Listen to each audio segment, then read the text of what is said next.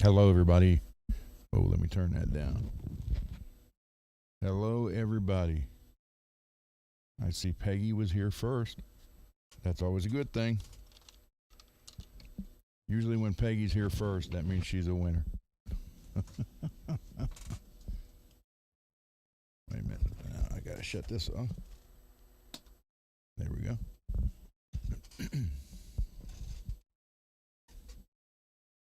Hold on. Let's see what we got here. So, what's happening, everybody?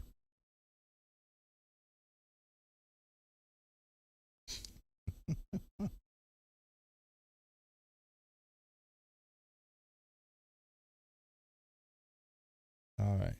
So, if this is your first time here, be sure to like and thumbs up and subscribe. Not much tonight, Peggy. Well, you can always make something happen. You can always do that.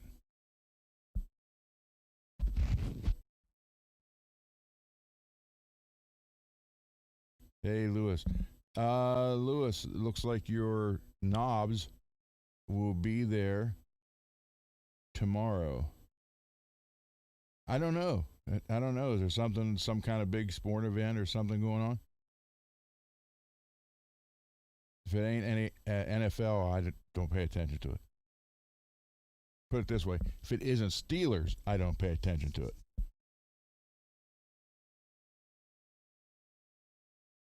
Yeah, let me know when. Well, I'll tell you here, Lewis.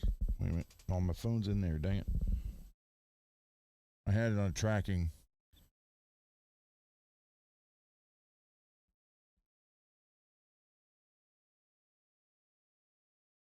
Yeah, there you go. You two right there need to go to Vegas and clean it out. They'll send a cooler to you. You guys will be winning at the tables and everything, and then all of a sudden this guy will walk up and all your luck will just drop. They actually have people like that. What were they on the Slep Rocks? Hey, Scott.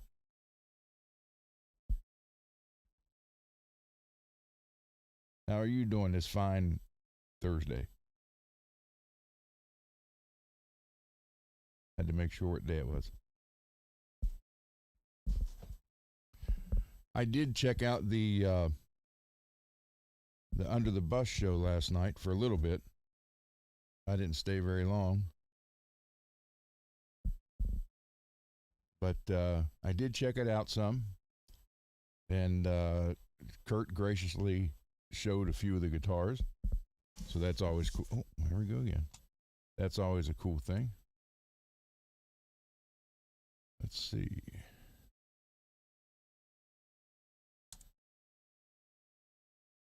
There we go. It's a little better. And this first hour is brought to you by Zim's Guitars in Mesa, Arizona. Call my good friend Zim, and you can check out his inventory and strike a deal with him, a trade or a buy.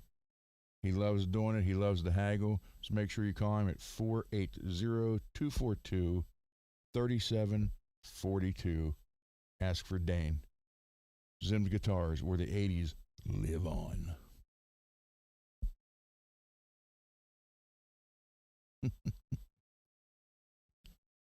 So it says there's 12 people watching, but only 3 of you are in the chat, so that's okay.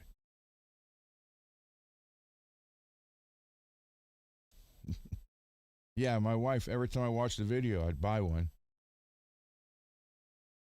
Hey, MPN.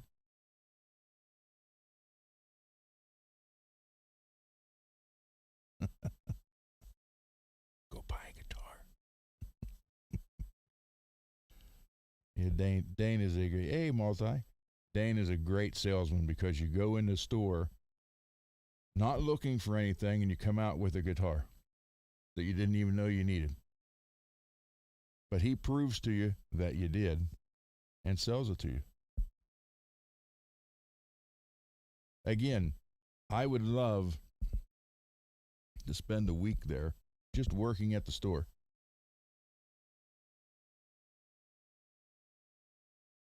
We are under a tornado watch until 1 a.m. here.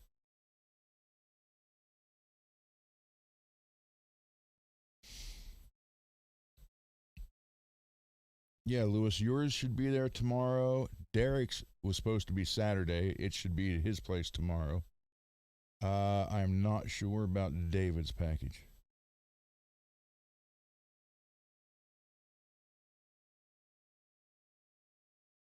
It said Saturday, but they might have. I heard about it, Lewis. I didn't see anything about it. They were like back to back, weren't they?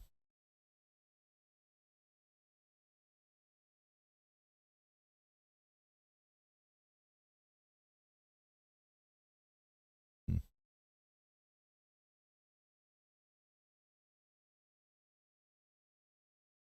Yeah, and it's um, now before it was rain just the other day, and then it was supposed to be clear for 3 days. Well, it was clear for one. Rained yesterday, rain today, rain tomorrow, rain Saturday. And then next week, the heat index is over 100.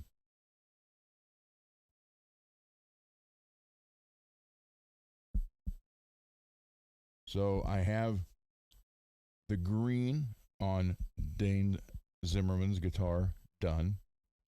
Um, I need to get the purple, which was supposed to be here today, then tomorrow, then Friday. Now it says Monday. But I am going to do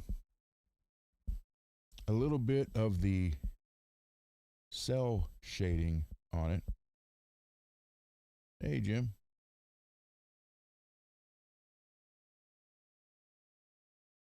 Hey, Greasy.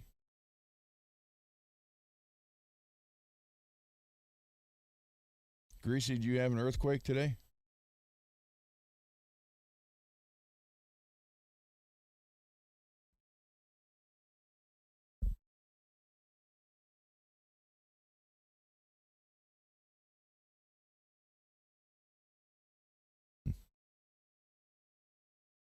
So yeah, I'm going to do a little bit of cell shading on Dane's guitar. Um, my question is, should I just leave it the green and do all the cell shading on it, or should I put the purple on the top of it? And I don't mean the top when you're playing it. I'm just talking about the horns a little bit. I'll show you.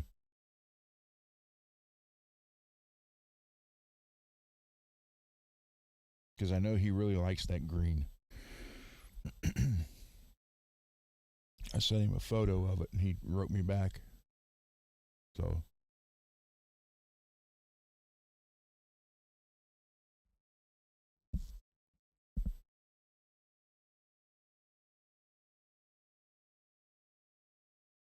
it'll be it'll be interesting.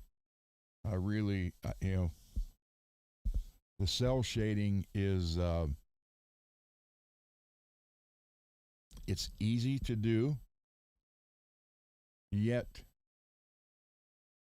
you have to kind of think it out. You got to kind of plan. You just can't randomly do it.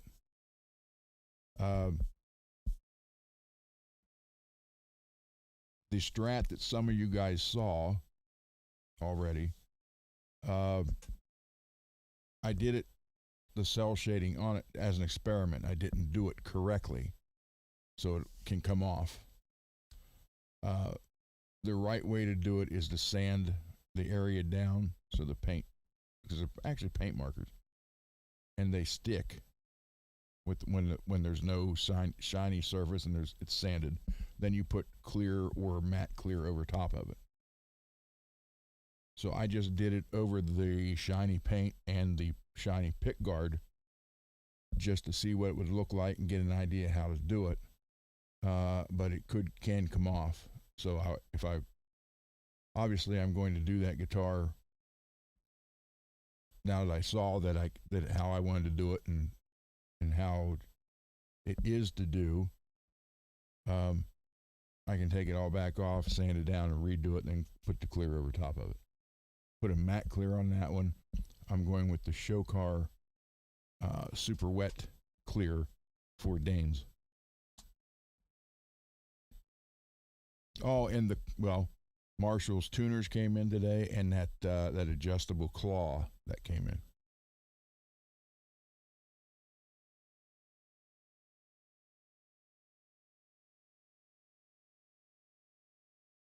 Well, it'll come off, Peggy, because I didn't seal it and I didn't sand it down first.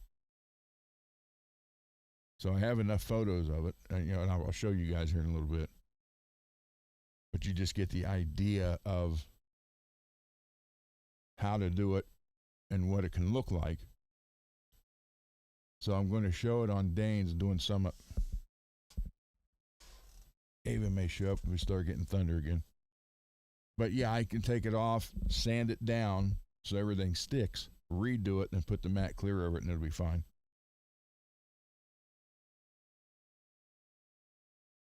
But one thing I'm finding out when I did just the first part, I thought, yeah, that looks good. So there's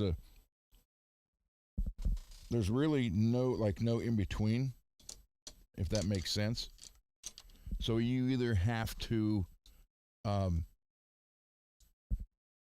limit how much you put on it or put a lot on it. Because if you have just a mediocre amount, it doesn't, it's not,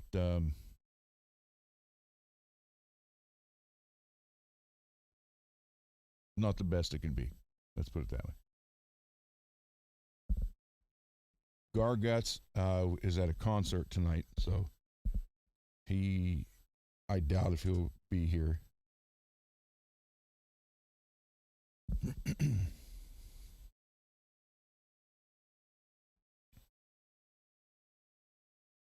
So who knows?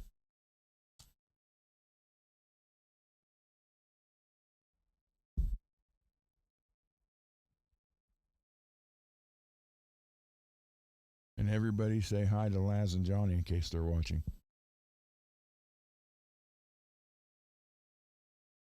Oh, I finally got number 97 put back up. I had to edit all the stuff out of it, including the Green Beret hymn that it said I played, but I didn't play. It was only like 20 some seconds of a section.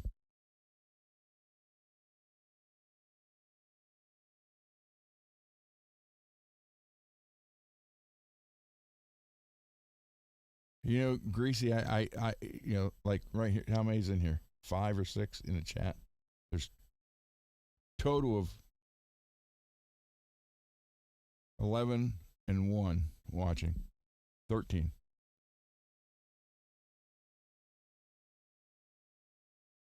So it's hard to tell. I'm sure they've done it or they have people watching.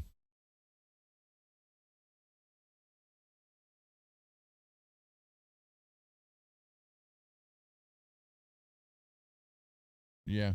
Yeah, well.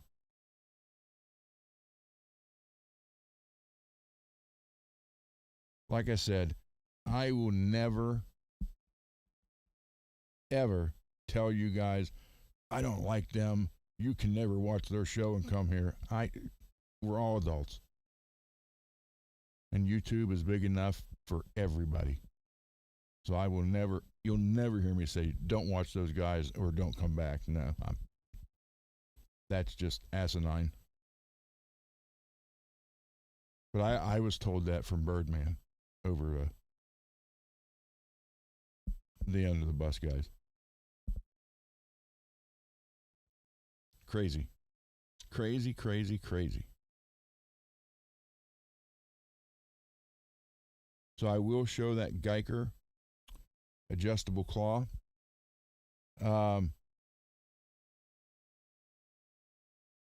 Again, I think it's an answer to a problem that didn't exist. And I honestly believe that. So, I mean, is it neat? Yeah. uh, easy it's going to be to use, we'll find out. Um, it's just like I said. The only thing I can see is you actually have more contact area through the spring system of the tremolo, so that could help. But we'll find out. I'll show it to you. I'll show you the strat that Peggy's talking about, and then we'll go to Dane's guitar. And so anyhow, I got 15 coats of paint on Dane's guitar. It is now sanded down with 5,000 grit, and I'm going to put the cell shading on it.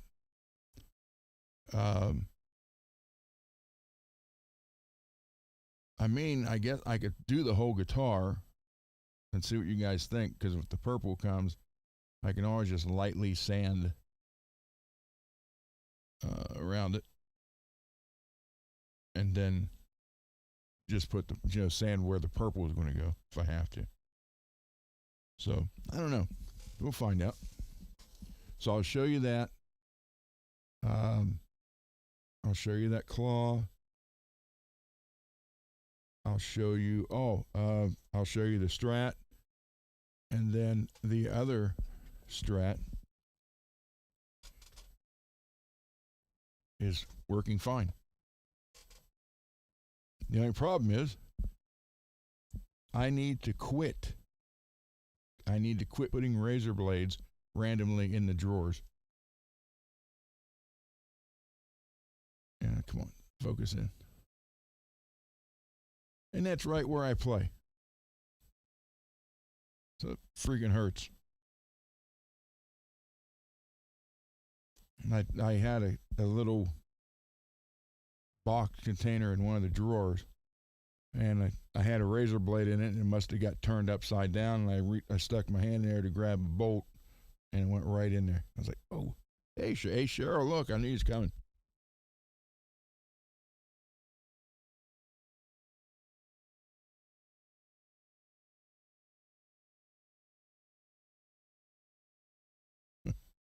So I need to quit doing that, because that's not the first time. But it would have to get right there. Right? Like, ugh.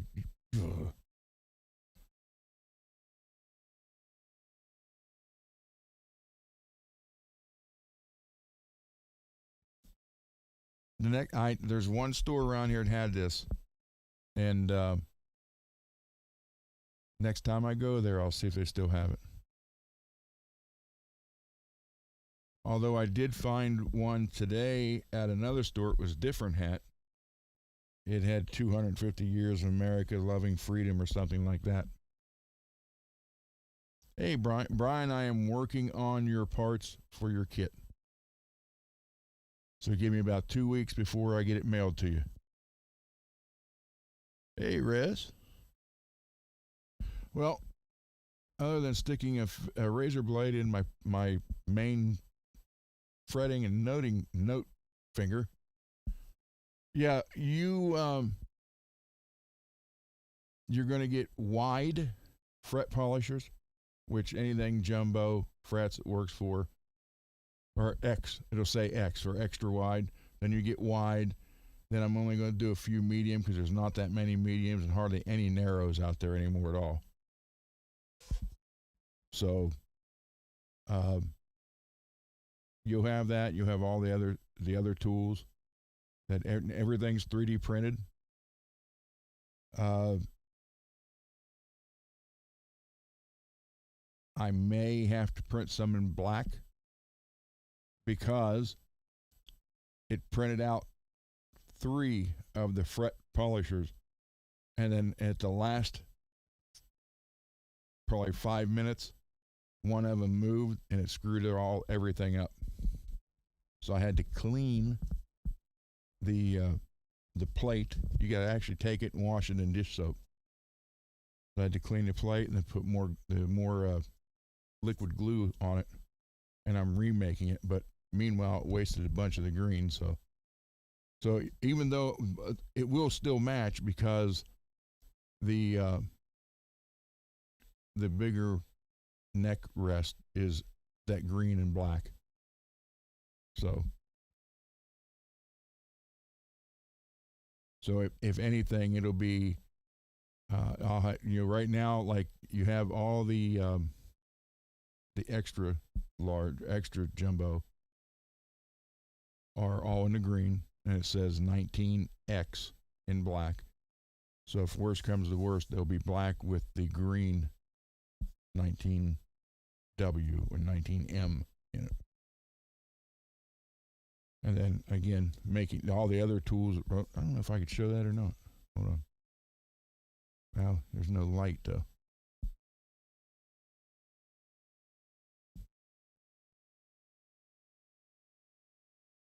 I have the light for it, but I have to buy an adapter.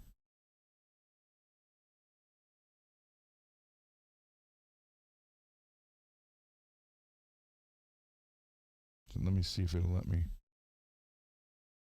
It should say that it's busy right now.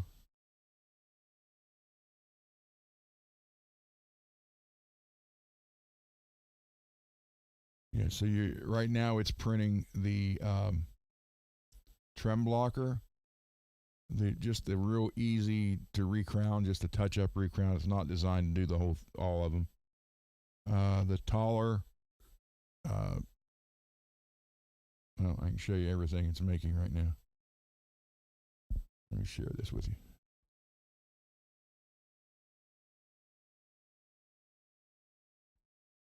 Come on. There we go. Share screen.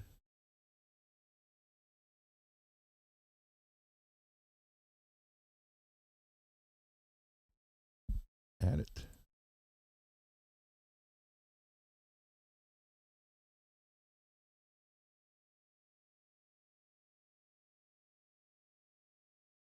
Why can't I? Oh, there it is. Right now, that's what it's printing.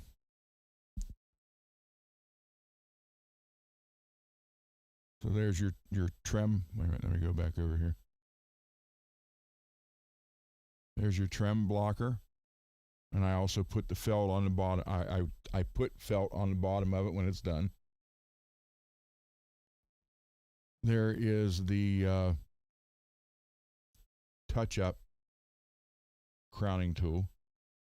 That is a 3D printed 10 millimeter for tightening the nuts on the tuners.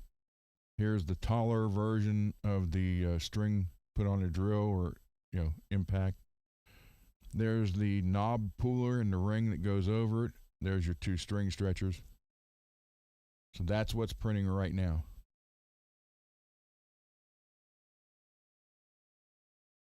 So it should say, printing 35% done. Well, let me look at it.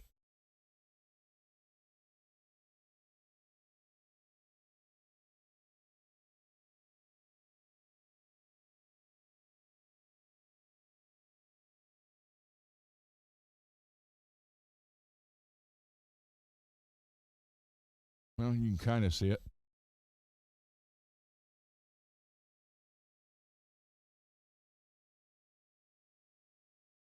I think.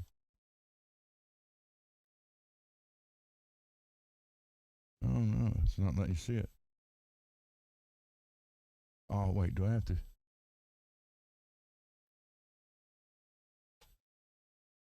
Crap, how do I do that? Hold on, let me try it now. There we go.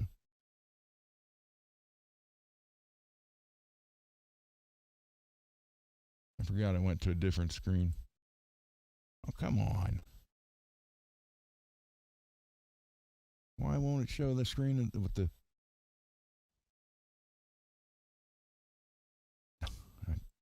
It lets me show it right there. And on here, it's showing it.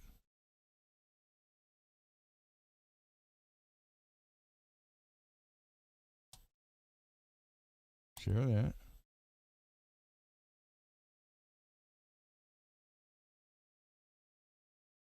Yeah, it won't show the video part of it. Oh well.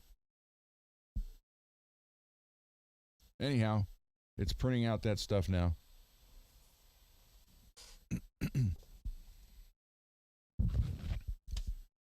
But the fret polishers, they really do remove from screen. They really do come in handy.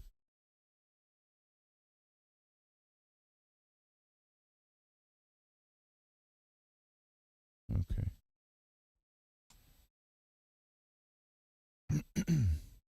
Oh, you're welcome.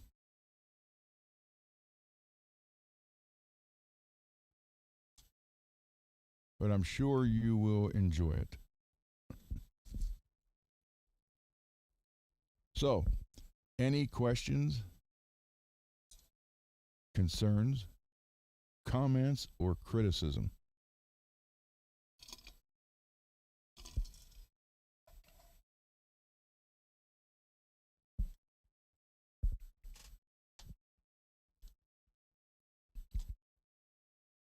Before I go to the bench and we look at Dane's and I start doing the, well, I'll show you the other one first.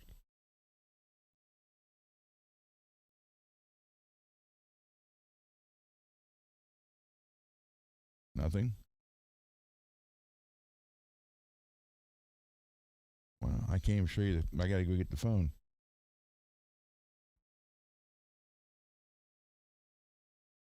I had to put it on the charger because it was almost dead. So let me go get it. Be right back.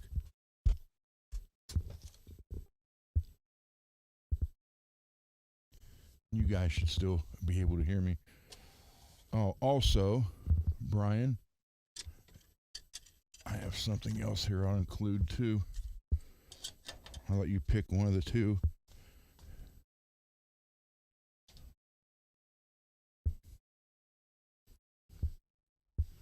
So yes, it is printing.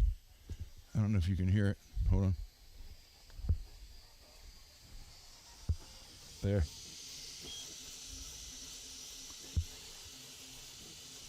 Just really neat to watch this stuff appear and be useful.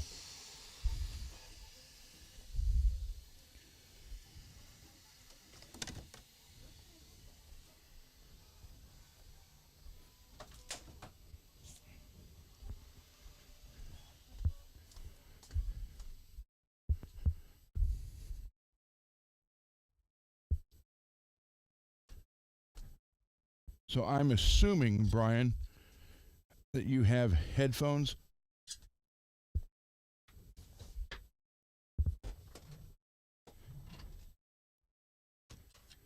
I'm assuming you have a set of headphones, Brian. I don't know if you use them on the show or not. Okay, well, since your tools are green, again, this isn't going to look right in this light, but here's the same color green with black, or there's black with the green. And you just mount these one screw and hang your headphones on them.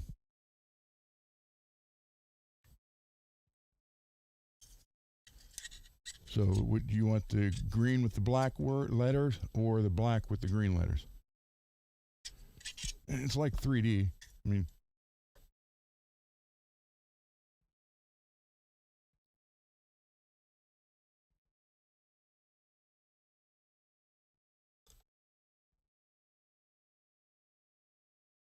you just put one screw there. I will say put it against something solid, covering the whole thing. Green with the black letters. This one. Okay. That'll match the tools. So, yeah, it's just got one screw. And, just make sure the whole thing's against something, the wall or desk or something. Okay. I'll include that in it with you, for you.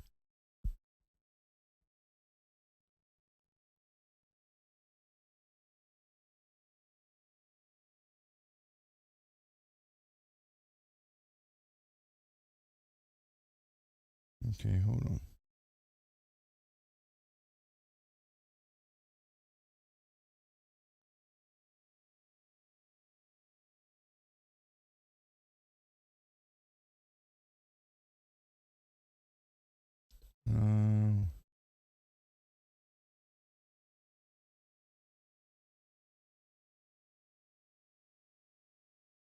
me see.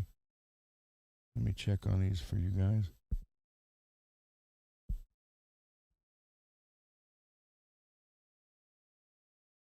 These 3 packages are already sent out.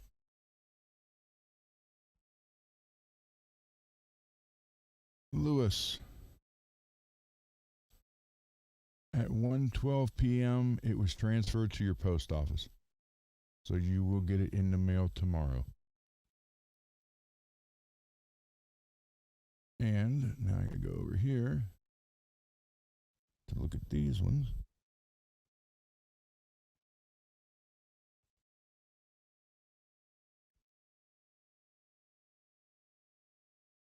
Yeah, the purple paint is now in Atlanta, Georgia.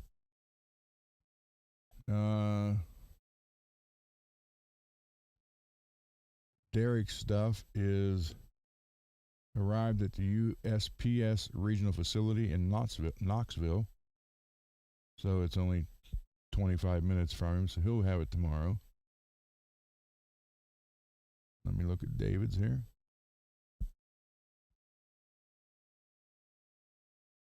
Where'd it go?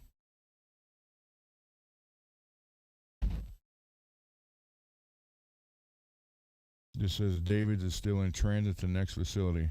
Arriving on time, supposed to be Saturday. That just doesn't make sense. You guys are both in Texas. Oh well. At least we know they're on their way.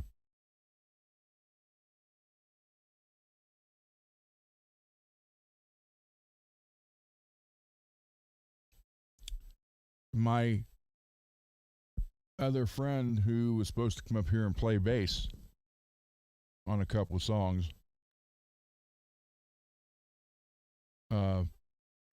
isn't going to be able to play bass for a while.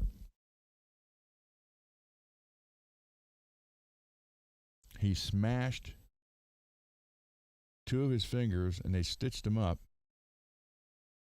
And this is just from the emergency room. Then he had to have an operation yesterday on him. So if you get grossed out, don't look. But he plays bass. He doesn't use a pick. He uses his fingers. And it's the middle finger and the ring finger of the left hand. Or the right hand. And the ring finger. All right.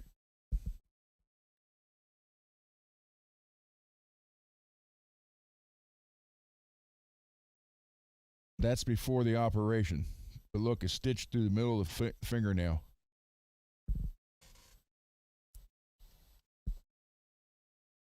So he sent me that picture. He called me up and goes, "Hey, I'm sending you a photo." He goes, "I guess I won't be up in the next month to play bass." And I looked, and I was like, "Oh," so he had the operation. So he also lives 4 hours away. He's in South Point, Ohio.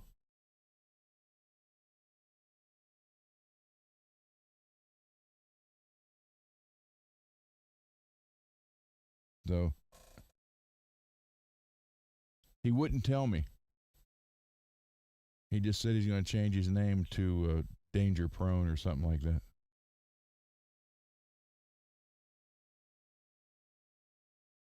Okay, so I did the pick guard, just the pick guard only, the cell shading. Hey, Lewis. Or Zach. I looked at Lewis's name. So I did just the pick guard only, just to get an idea and get the pens working. And I didn't mount it on that yellow strat. I just set it on top of it to see kind of what it would look like.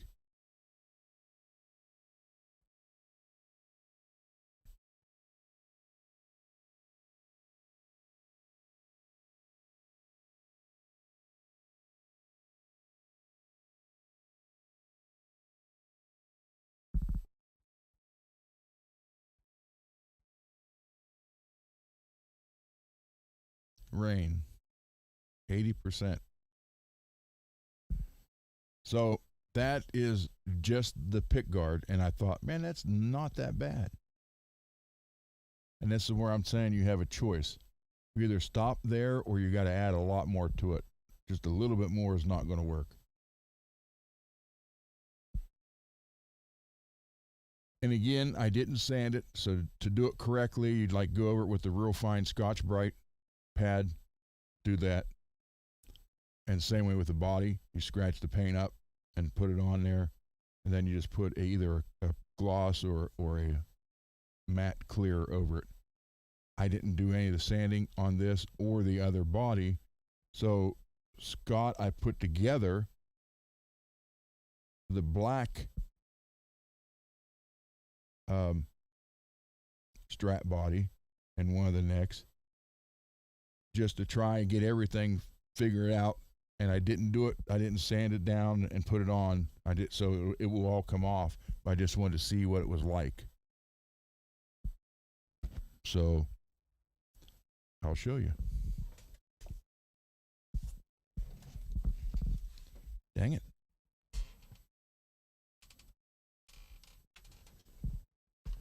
You ready for this?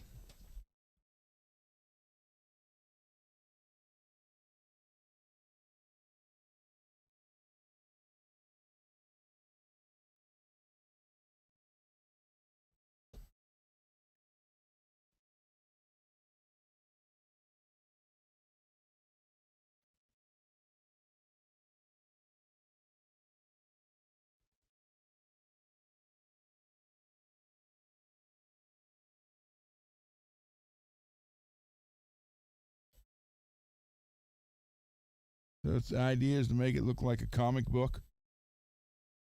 And, it's like it just doesn't look real.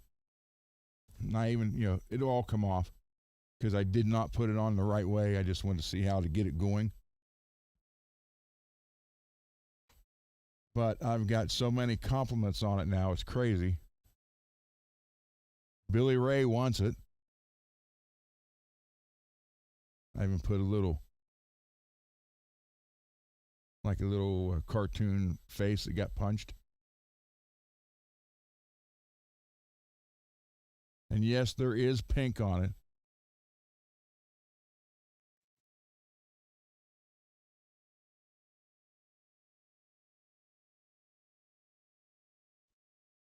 So it's different.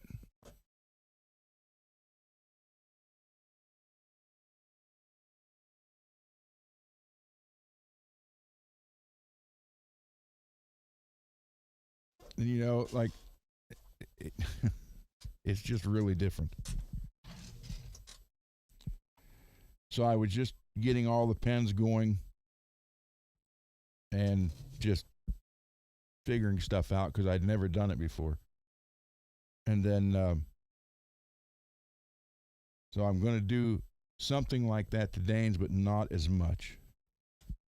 But now that you've seen that, I can show you the photos where it really looks like a cartoon guitar.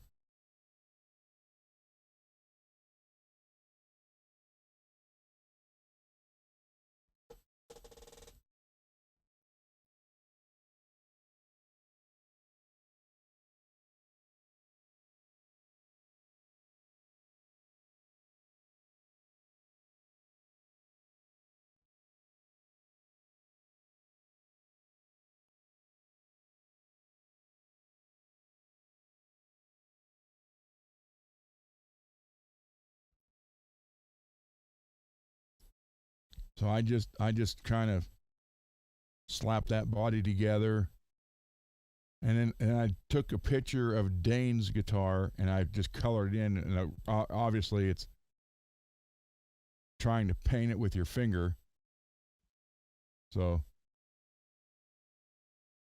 you can't get it. I was just trying to figure something out, and I started out with that. So then I did another one, but I'm sitting here with trying to do it, and you can't get precise.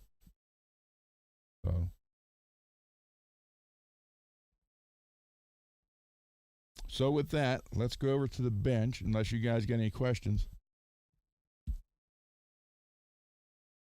Thank you, guys.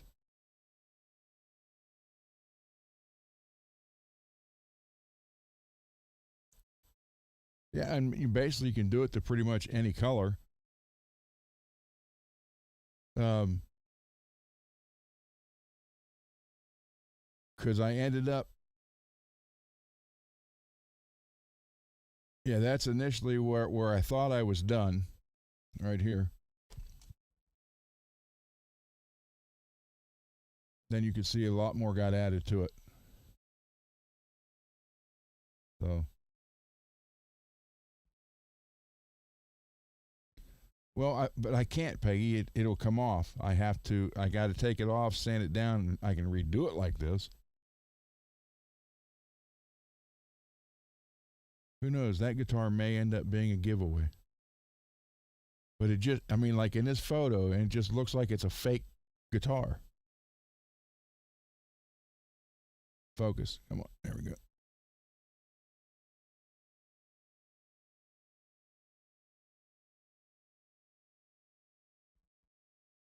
It's like all of a sudden there's a cartoon guitar here.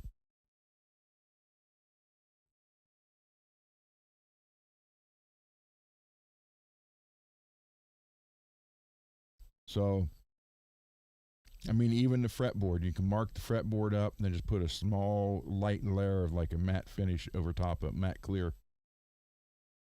So I have to do it. I have to take it all off, scuff everything up, put it back on, and then do a matte clear over that one.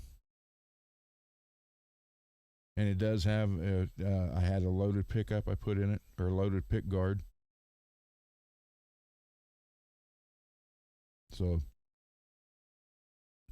again, that's my very first time ever doing that. So that's 2 bodies and 2 necks from Scott so far. But I may redo that guitar properly so the paint stays there. And then that might be a giveaway guitar for the show.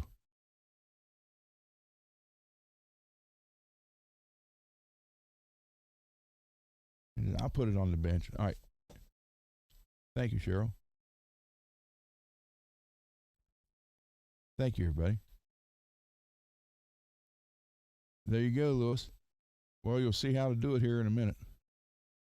Let me switch cams. I'll put it over on the bench, see if it looks any.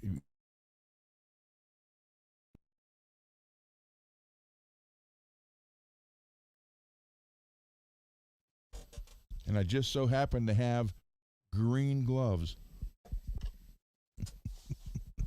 that match the guitar.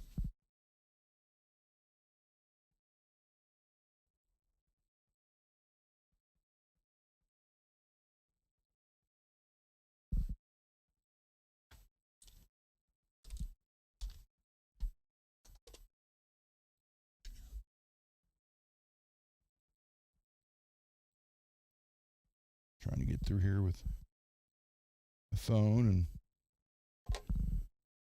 okay, Scott, I'll add the headphone thing here, or Brian, to your pack.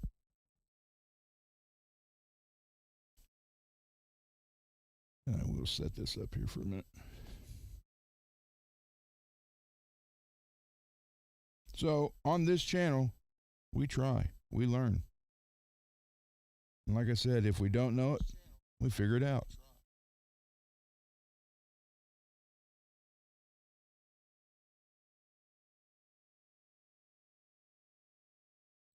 Okay.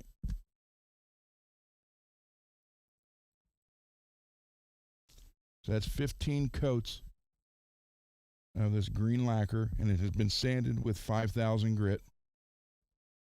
So let me put it right here for a minute.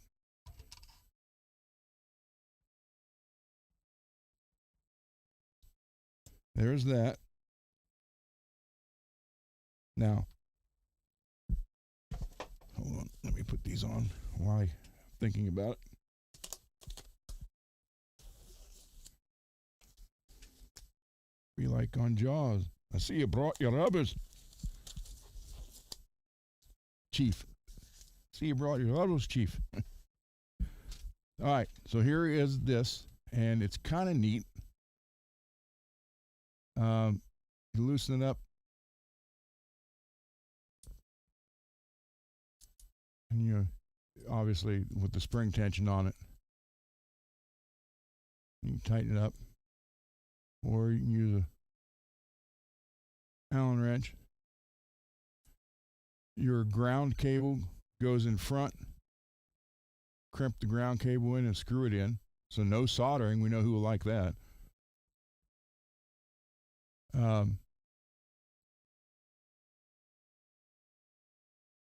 these screws do come up. Then you got the 4 here, 2 in the back and 2 in the bottom. So again, you have more contact to the body. But in my case, if I use a third, because I put mine on an angle, so I'd go from the both outer edges to these two. If I have one in the center, then I have nowhere to put it. So, I mean, it is a neat device. I just think it's an answer to a problem, or a problem that never existed. But I wanted to try it because it did look intriguing. And no, Geiker did not give me this. I bought it. So, and then this, you just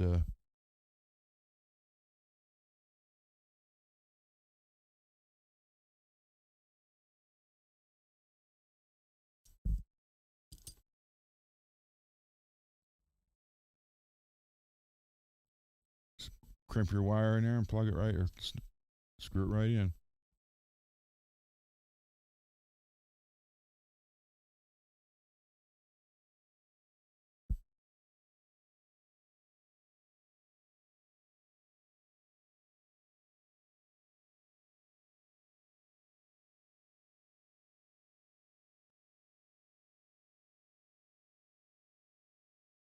Electrical tape. Well, we can probably put it underneath of it, maybe. I don't know. So, I mean, I just think it's an answer to something that wasn't an issue.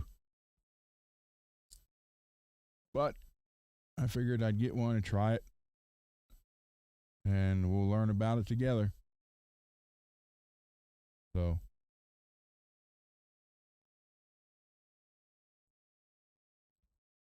I don't want to put it on my Seymour Duncan. I don't put anything on the Seymour Duncan. They're protected by Mr. and Mrs. Monster. Okay, here's the color version of that guitar.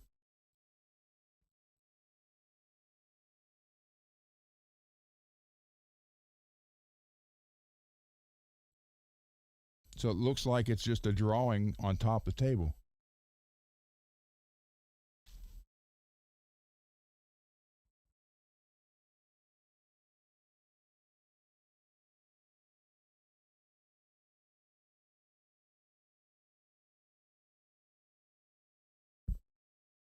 It's wild. So it is wired up. But see, I can I can just take it right off.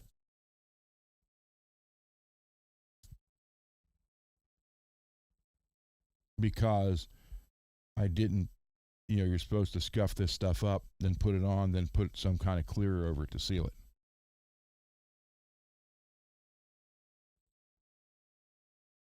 So,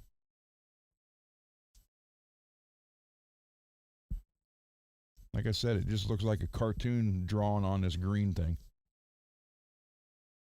Get the glare off of it.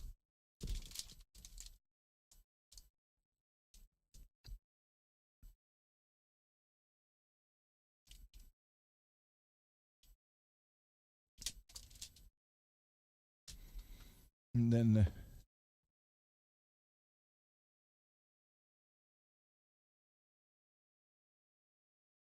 so it's different. It really is different. Billy Ray wants it bad. I didn't tell him. I didn't have the heart to tell him that it's actually not correct. Not yet.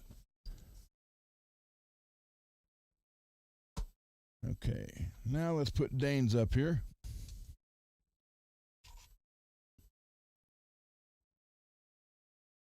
So 15 coats of slime green lacquer, or neon slime.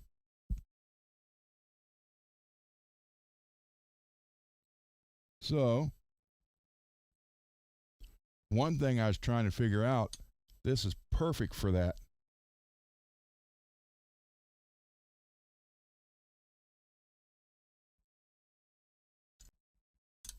But as in a cartoon, it's not drawn, this style of cartoon, it's not drawn perfect. So, and this is what I got and using. And yes, there's a pink one. Not happy about it, but there's a pink one. So I'm just trying to figure out. Well, come on. And you don't sit and obviously do perfect lines. You kind of just, so you get that cartoon look. Now, what I was thinking of doing,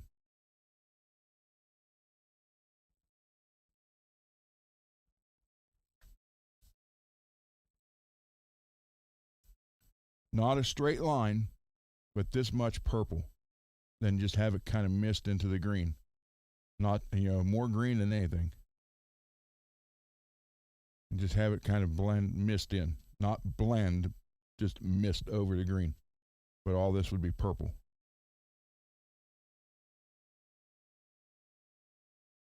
Which, by the way, I did order. Found a place for $10 that is making the Joker water slide for me. 3 inches by 5 inches.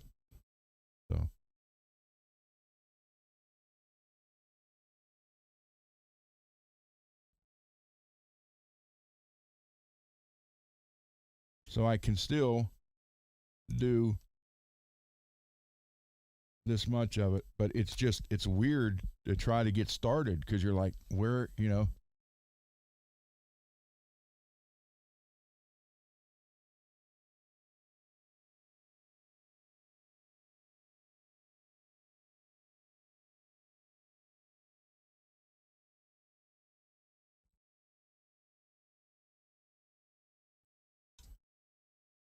So you just do stuff like that.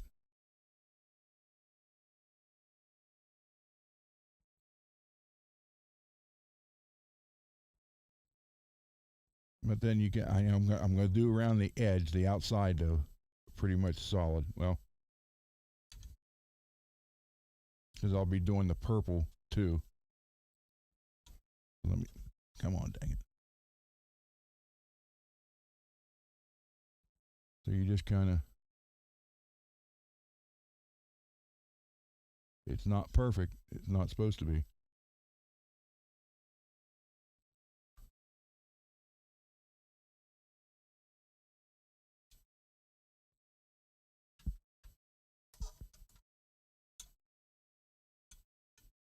And now I'll switch to the right hand.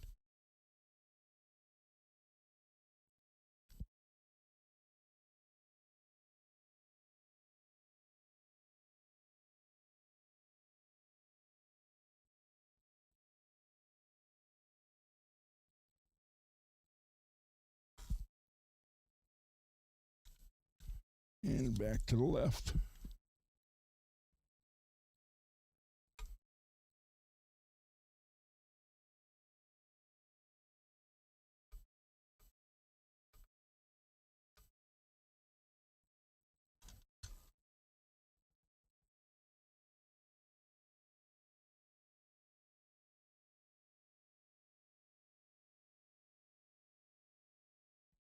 And then,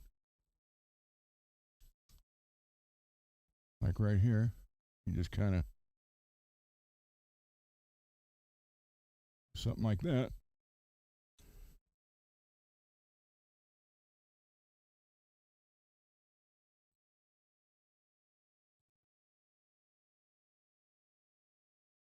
So these are kind of, ideally you could make these almost perfect, but you're not supposed to. So I'm going to do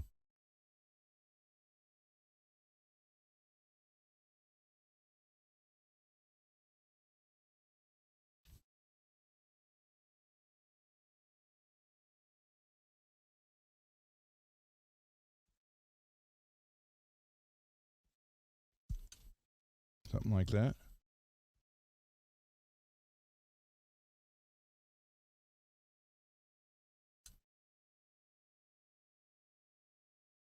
And then it's got pickup rings, but still, so you kind of do.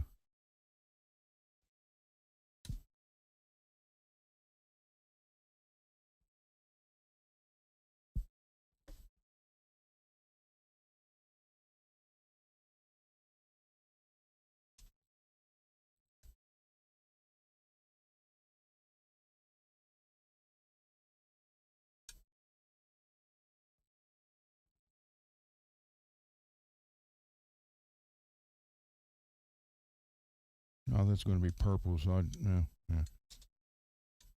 So now I need to come around here.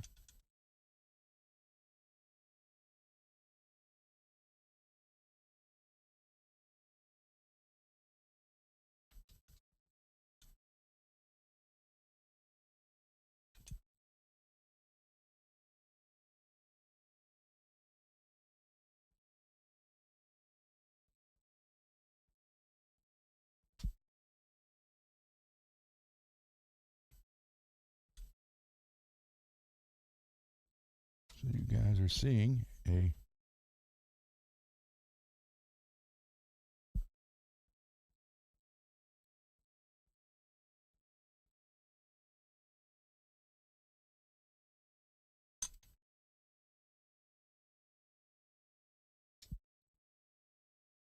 yeah, and that's going to be purple up there, so I'm not worried about that.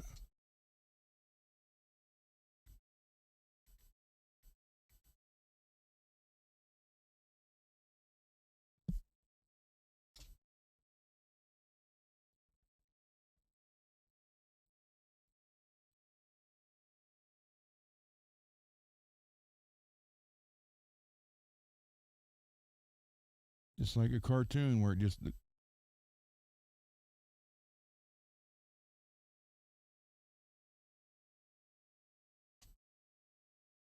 then you can tip.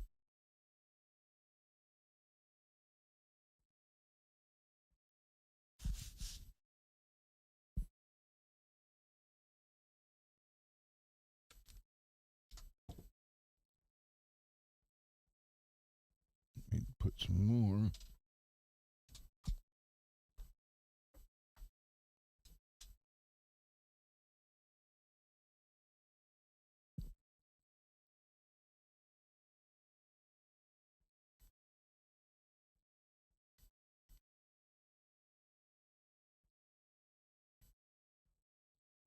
I know it doesn't make sense now, but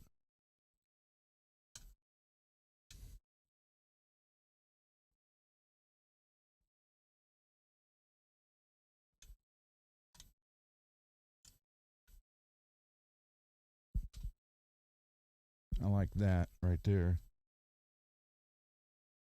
So let's.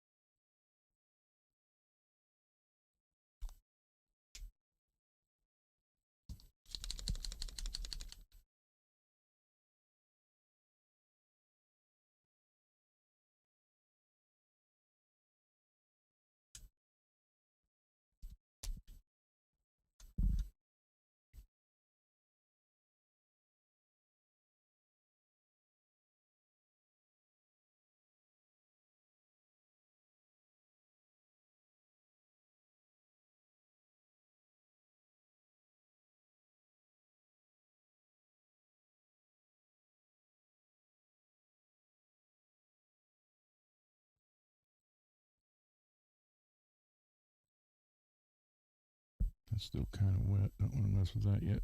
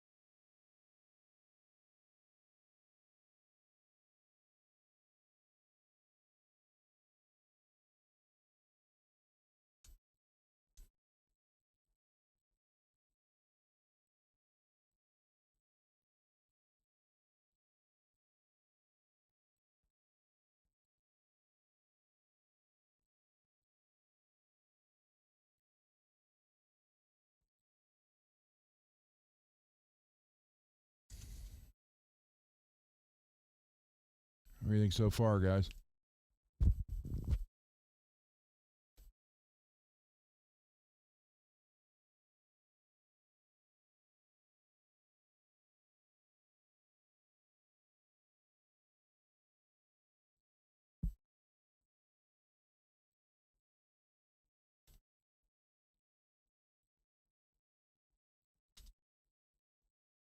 That's going to be purple.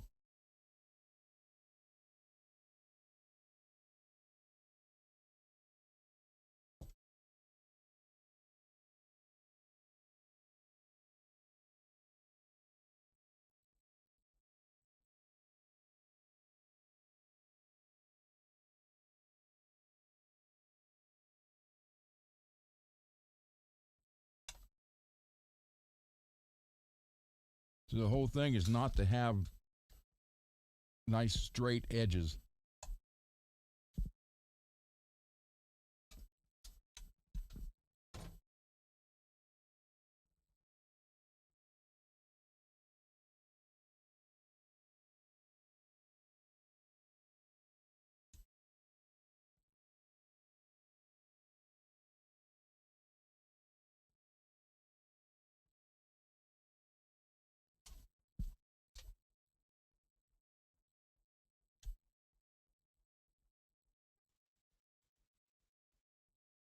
Technically.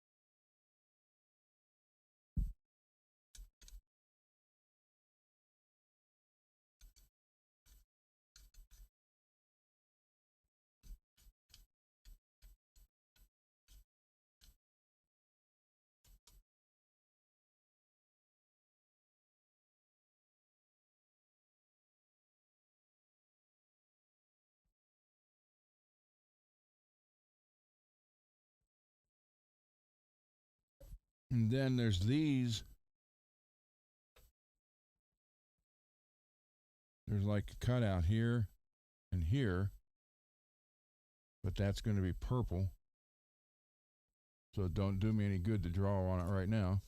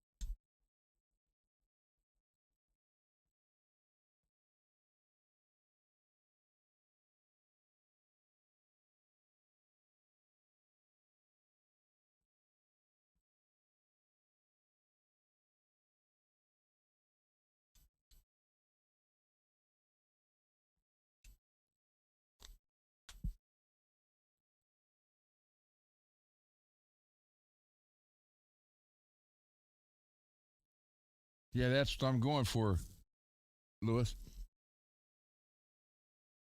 Because it's a shredder.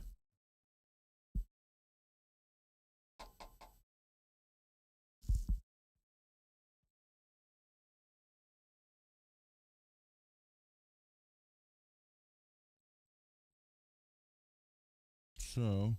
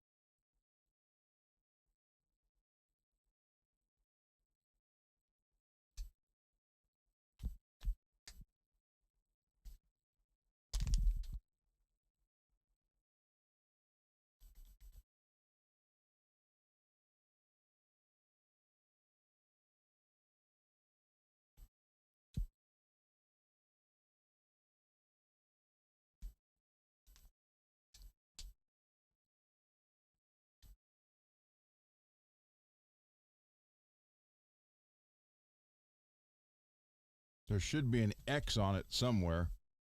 Here, here, or here.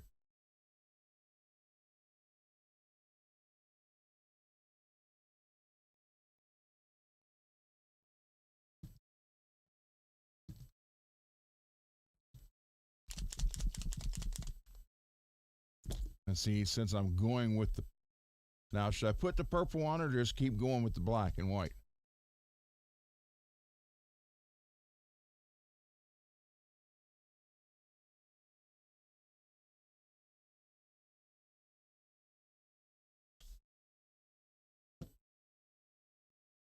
Not where the arm rests. Okay.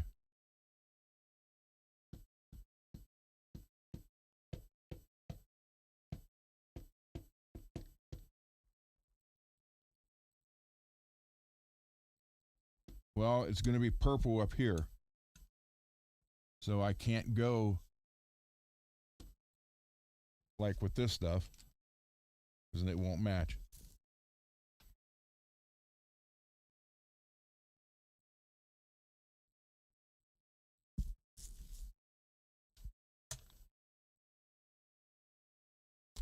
So what if we do this? Let that dry for a minute.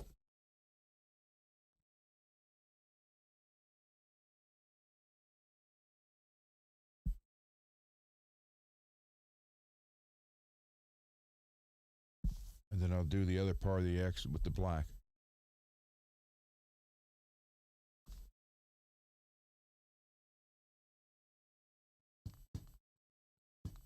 I don't know how much darker this green is. Yeah, I don't want to throw that in there. That's...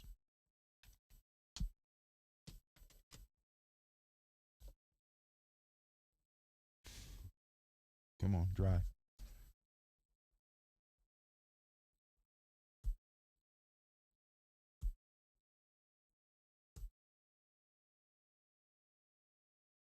So if you look at a lot of comic books, there's X's in the drawings. So I still got to do around the sides and the back.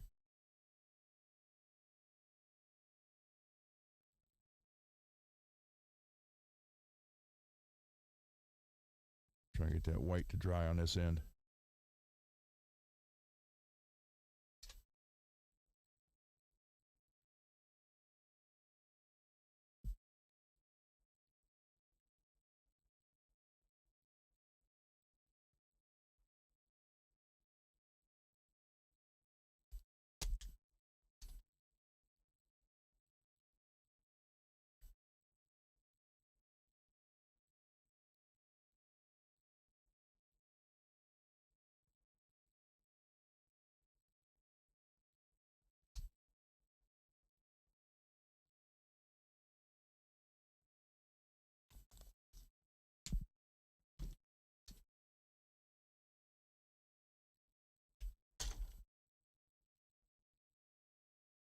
This should be.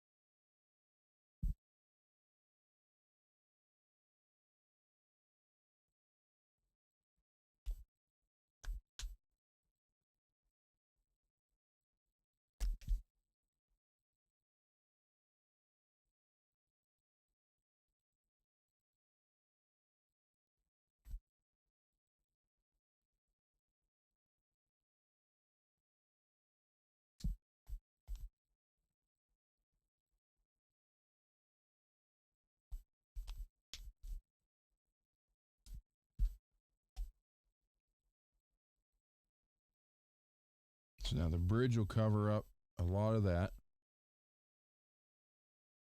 Got to come up with something better for that.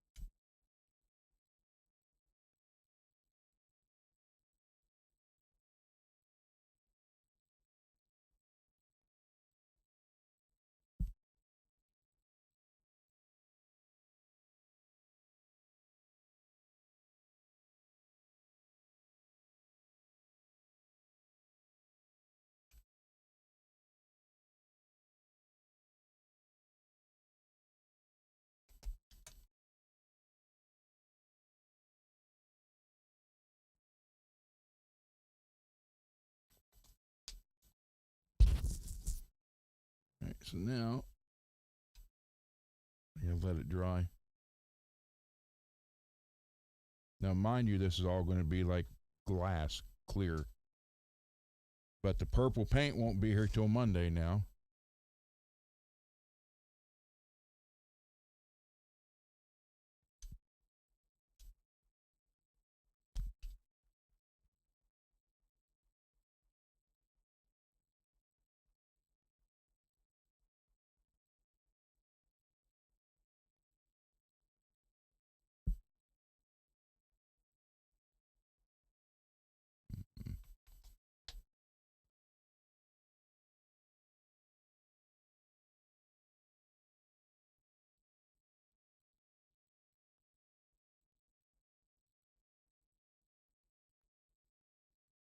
Come on, dry.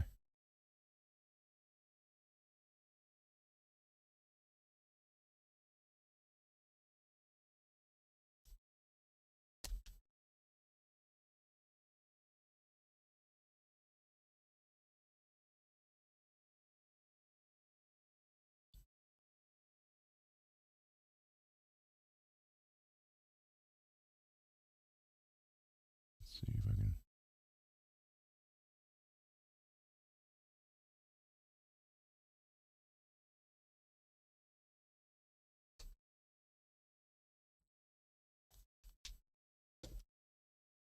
Every time it's about to dry, so I can flip it over, I do something else.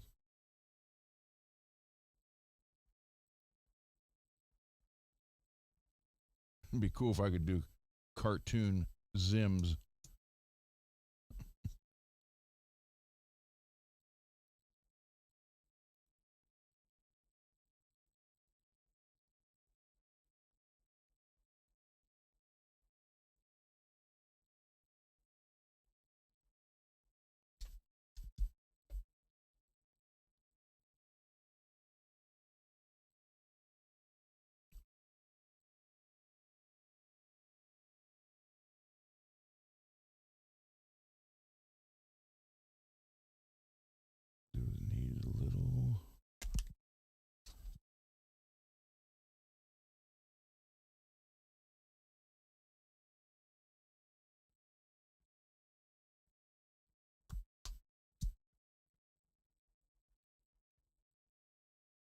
Dang it, did it again. Just ready to dry to flip it over and I put more on.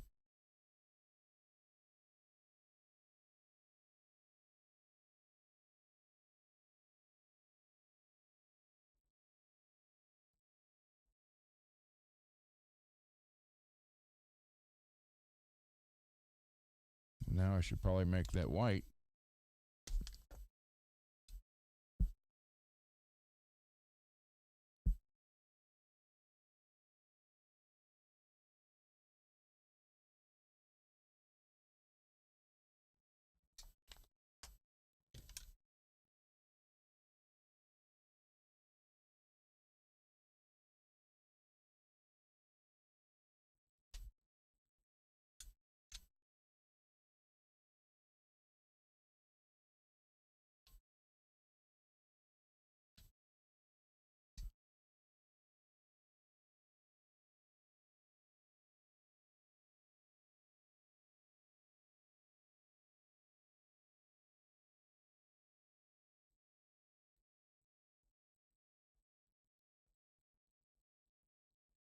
Dang it, I wish I had purple now.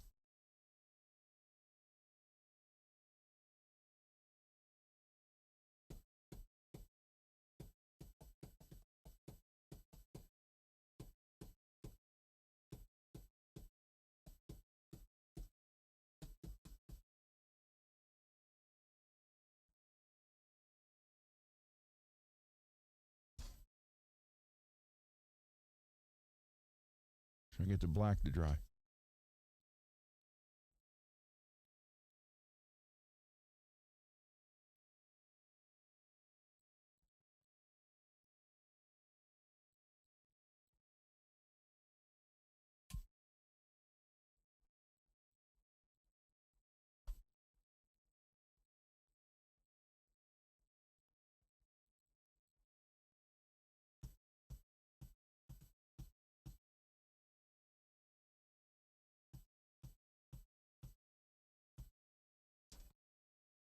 Come on, come on.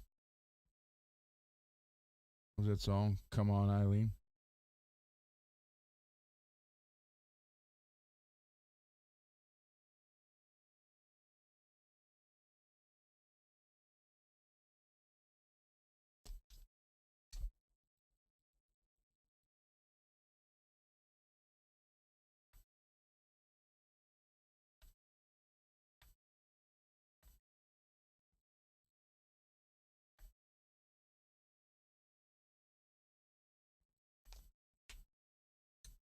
Hard to decide with that big thing with Ron Gunner 26.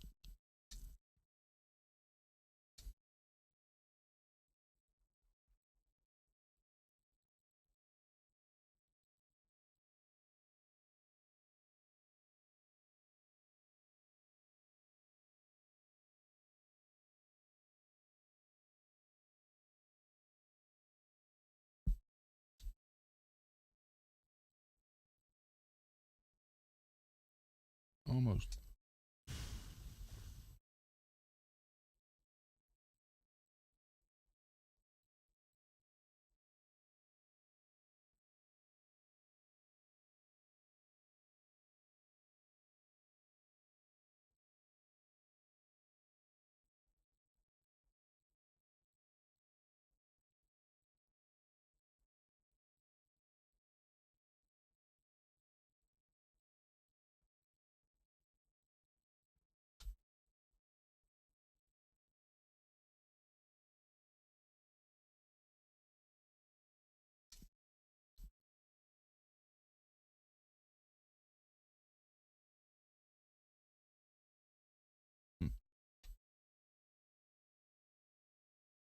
Well, that sucks. Now I got to put something there.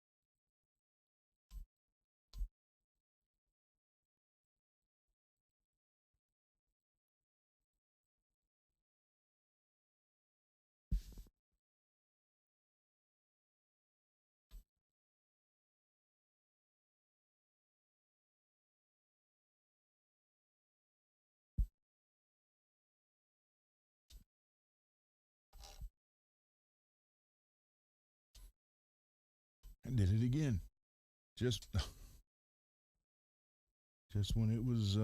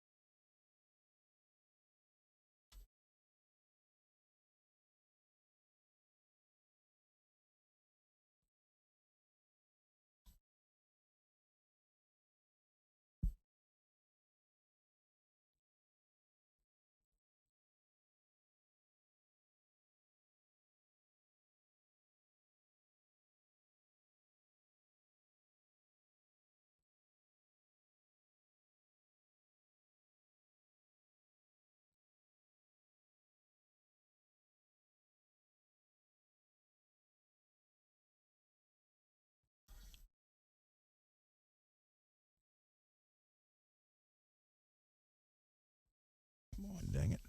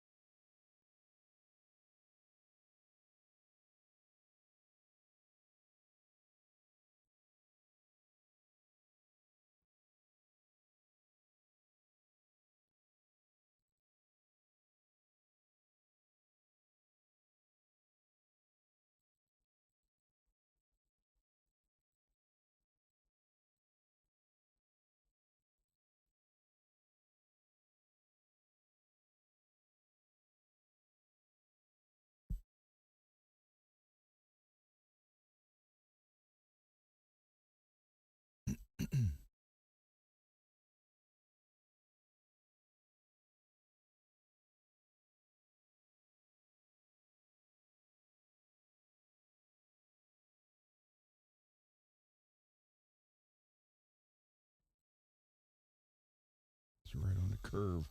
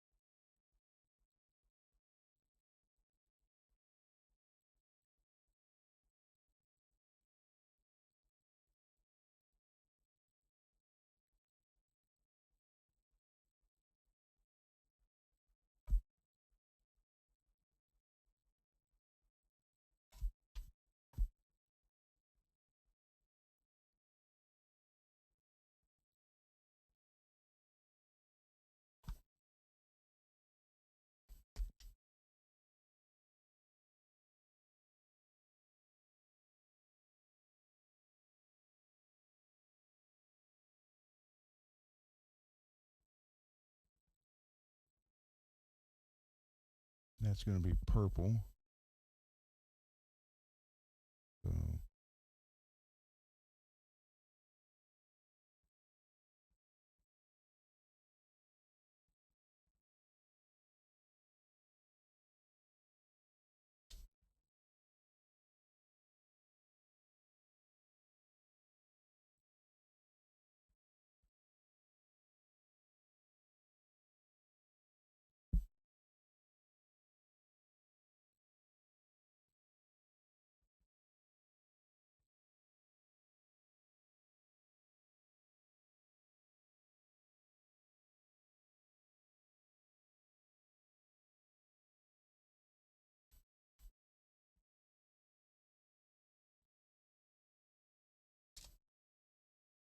I was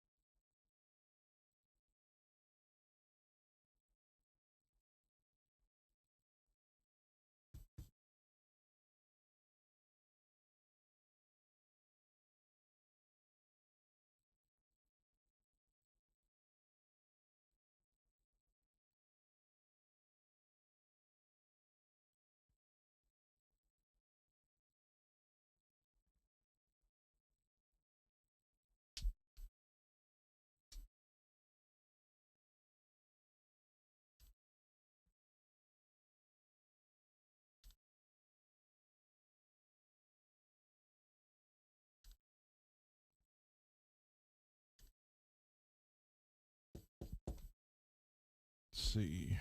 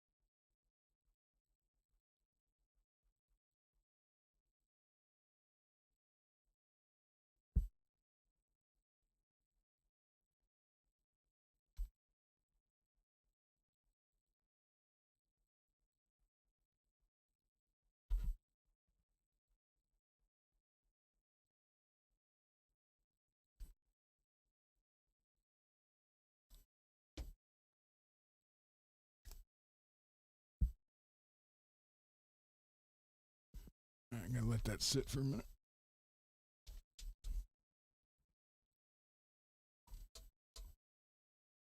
So, wait a minute. It'll look a lot different with the clear on it.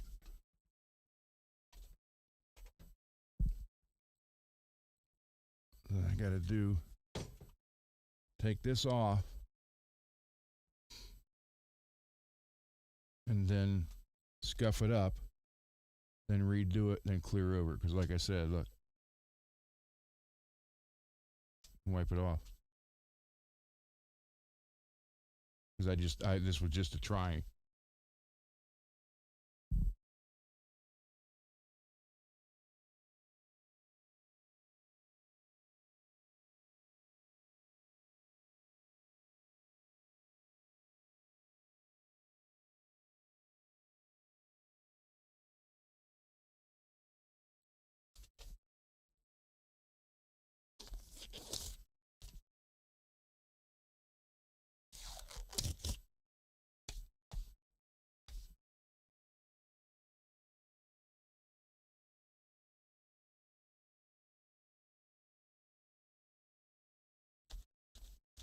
Yeah, so I can alcohol on here and clean that right off.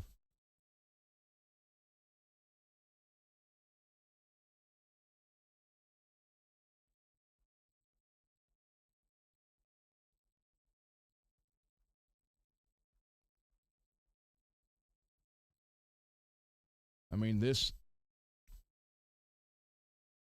I might do one for myself, be like a one and done thing.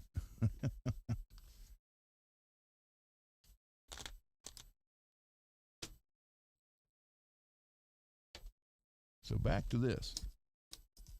I'm still,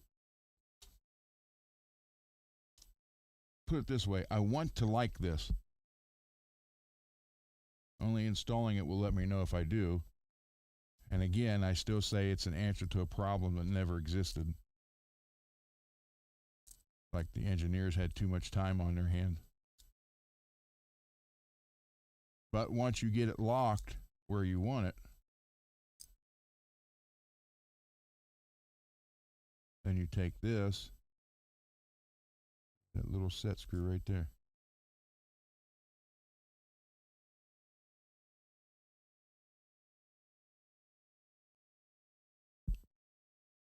So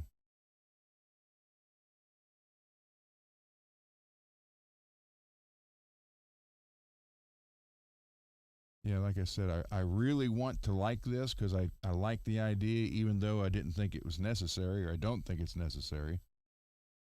But if it gives you better connection and makes it the vibration stronger, then okay, it did that. It still may be a pain to adjust. I'm just going to have to put it in and find out. But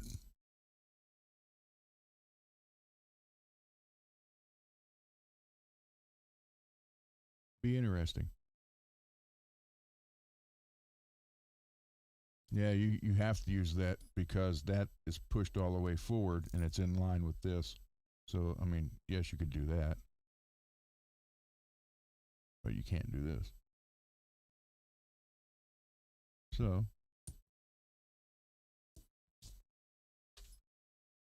and then Marshall's left-handed tuners came in. I still did not get Garguts' pickups. They didn't show up yet.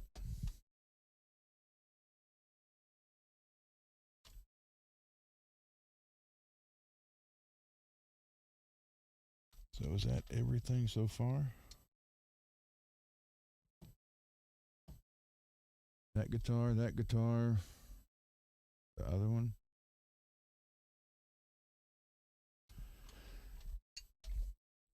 Marshall's guitar is in primer out in the garage.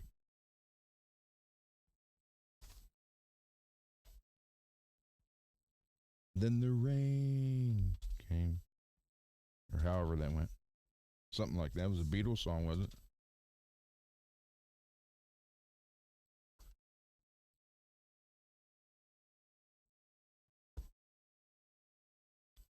All right.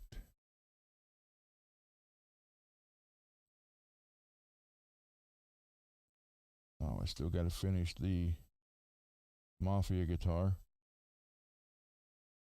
Got to wire it up. Body work, the hollow flash done. Just got to wire it up. All right, let me go back to the desk.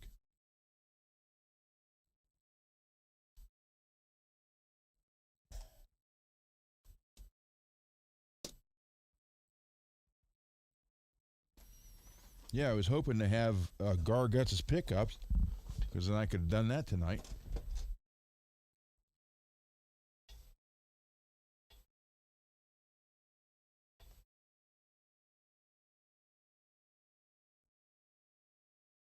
Switch this back over. Yeah, wrong one.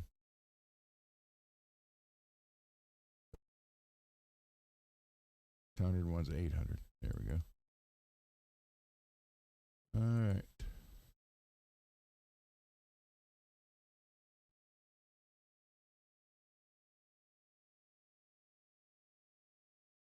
I do not know how long I can stay on tonight. We'll find out. Greasy. There's There's yours.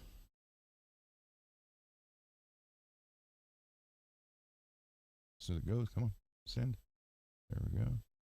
David, here's yours.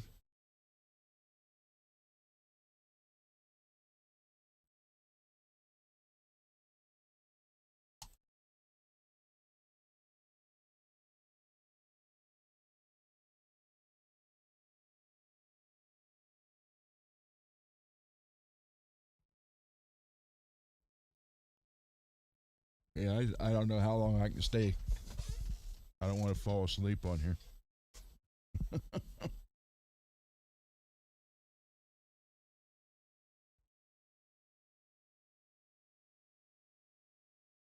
I'll send one to Tone, although I don't know if we'll be on here when he gets off. Or True, I mean.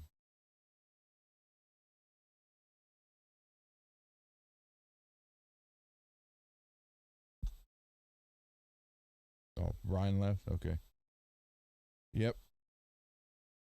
We're under tornado warning right now till 1 a.m.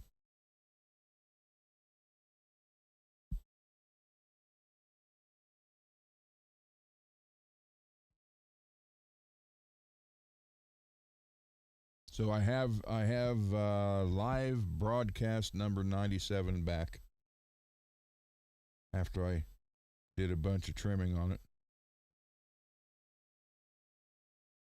So I have not what's this? I have not watched it.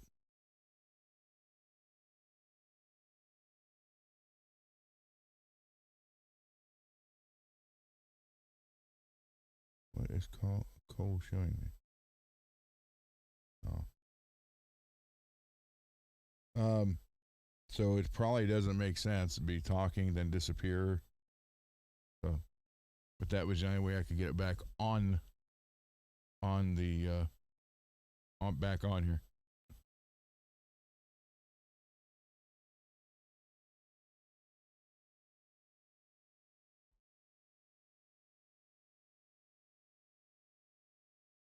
Okay.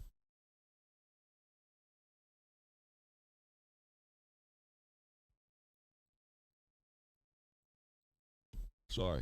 I didn't sleep much last night. I had to take my wife to work. Then I had a doctor's appointment, and I came home and slept for about 2 hours, and I had to go pick her back up. So, but yeah, I was hoping to have his pickup so I could do that with you guys.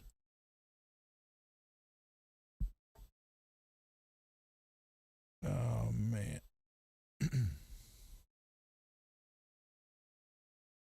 So I don't know.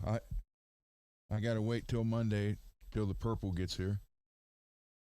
There's David. Hello, sir. Hey, the purple is here. Oh, you were talking about the paint. Never mind. Yeah, no, I don't. It was supposed to be here today, then tomorrow, then Saturday. Now it's Monday. It's only in Georgia. Yeah, I got about 5 packages I'm waiting on. I thought for sure they'd be here by Monday. Well, you're the one for me will be there Saturday for you. Okay. That's cool. Thank you. You're welcome. Thank you, Jim. So,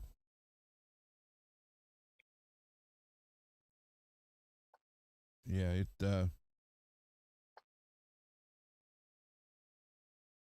don't even know what I had that on. What did I have that on? The other Strat coming along fine.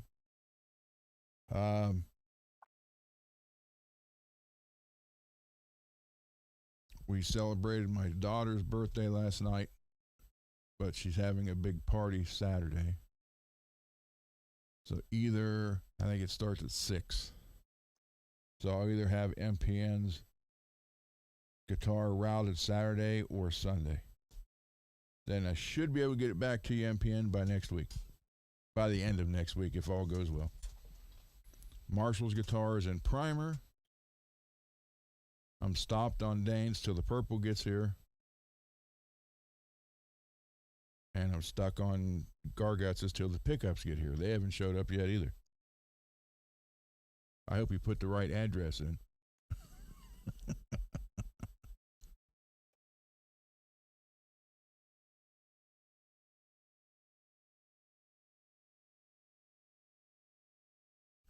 So it will be interesting. Well, I saw the UPS pull up in front yesterday, and he got out of the box about that big, and he was coming this way. I thought, oh, there's the pickups. Then he went 2 houses down. I was like, okay, well. Yeah, that's something my dog does. She's always got to tell me about the packages that are delivered to other people's houses. It's so annoying. She's barking her ass off. I'm on the phone with work, and I go out. Oh, the Amazon guy's across the street, and the UPS guy is like a whole block down or something.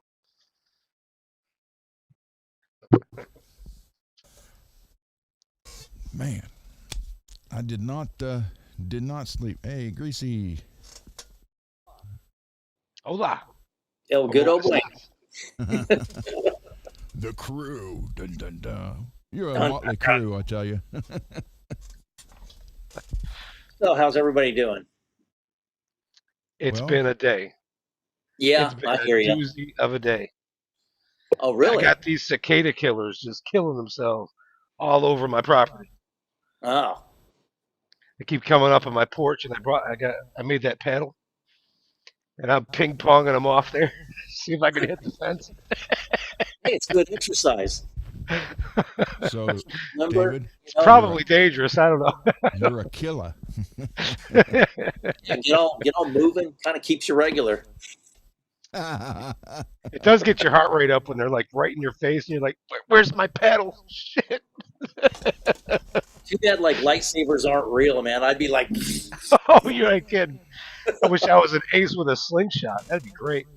oh, that'd be fun. Oh, look at that. That's pretty cool. That is freaking cool.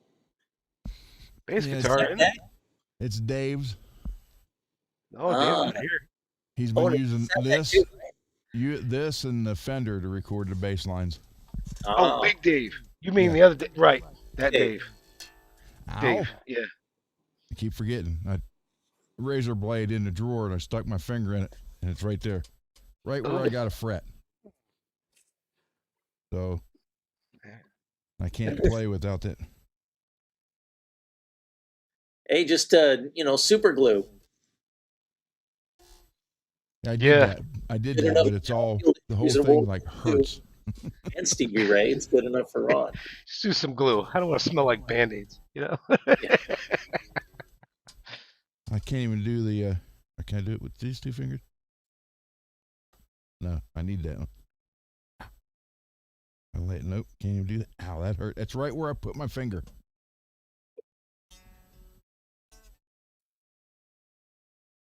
Now I can't even do it. Mm-hmm.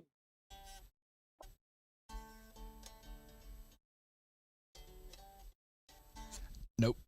Man, that hurts way too much on a bass. God. Yeah, that's terrible.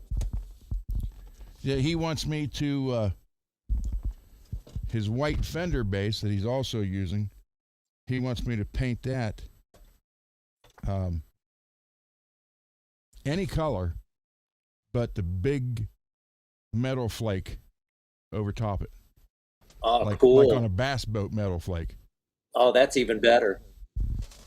I love Metal Flake. I've always wanted to have a guitar with it. I've never, well, I did. I had a Gretsch back in the day, and it was a Sparkle Jet in silver sparkle, but it just had the frets were practically non-existent, wouldn't stay in tune. I hated that Bigsby on it.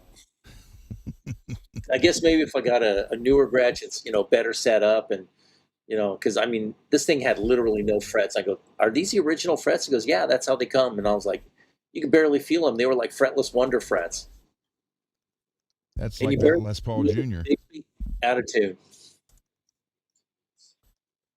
That 59 Les Paul Jr. is like that. It's like barely any frets on it. So if you're a punk rock player just doing bar chords. It's perfect. Yeah, You know. but some jumbo stainless would be nice on that. Or even if you just replace the frets, but with the same exact spec that it was, nickel silver, just bringing it back, and keeping it like stock spec. Yeah, it's never other than the dings, and most of them Cole put on when he drug it around the house when he was a little kid. But the headstock's never been broke. The only thing I did was clean the pots out. Didn't change them, just cleaned them out because they were like real hard to turn. Yeah. And as the years roll on, it's like, nope, original frets and everything. They're warm, but, it's just that much more provenance. Well, after seeing Marshall's frets, that they were at one time they were a fret. The very top of the E, it was still a fret. Then it looked like a sliding board all the way down to the bottom. Every one of them. It's like, wow. That's pretty cool. Oh man, you bought a cool pick guard.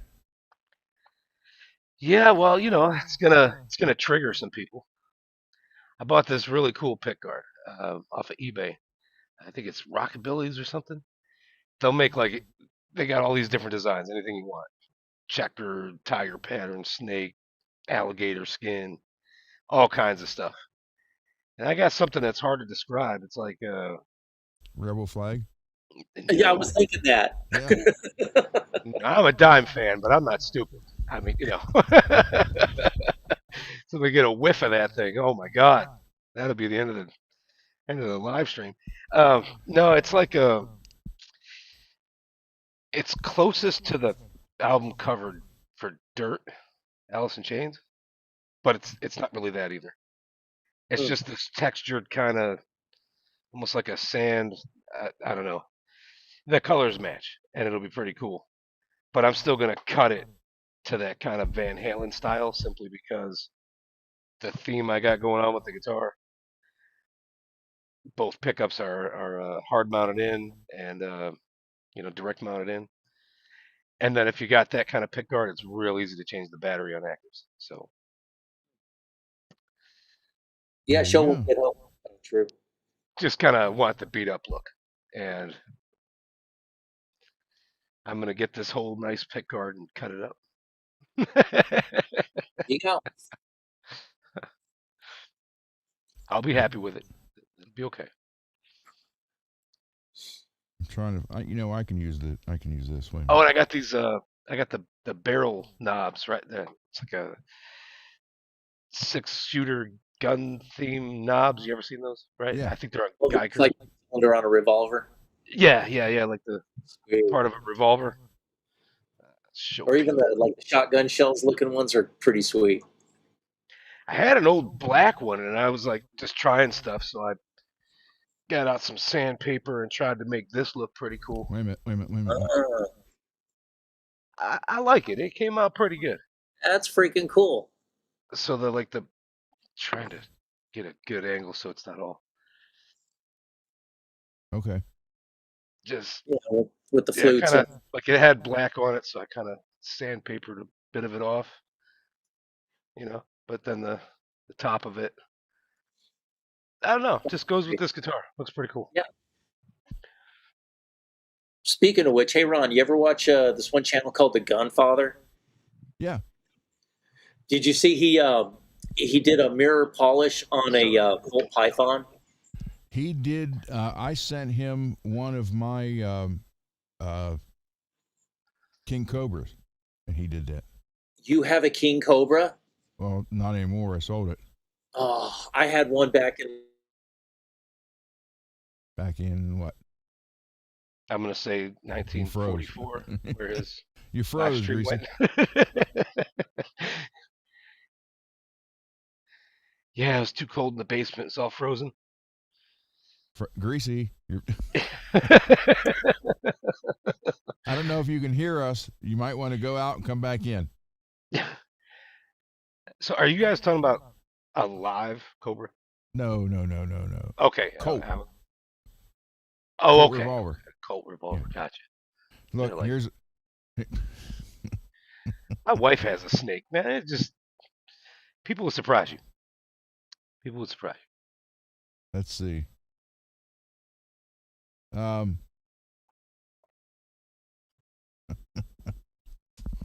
Thank you, Jim.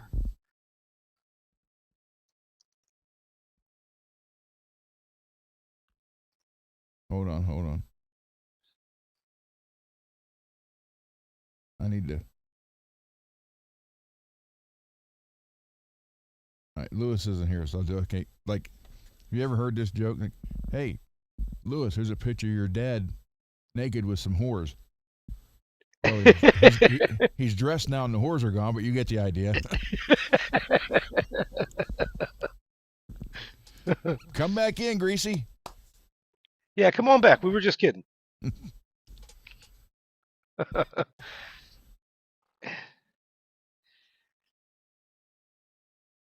Yeah, you ever seen that YouTube channel that guy signed in and had those glasses on?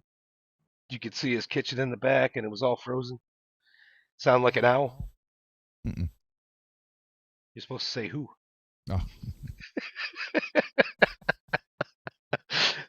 that's as bad as Pete and Repeat sitting on the fence. Yeah.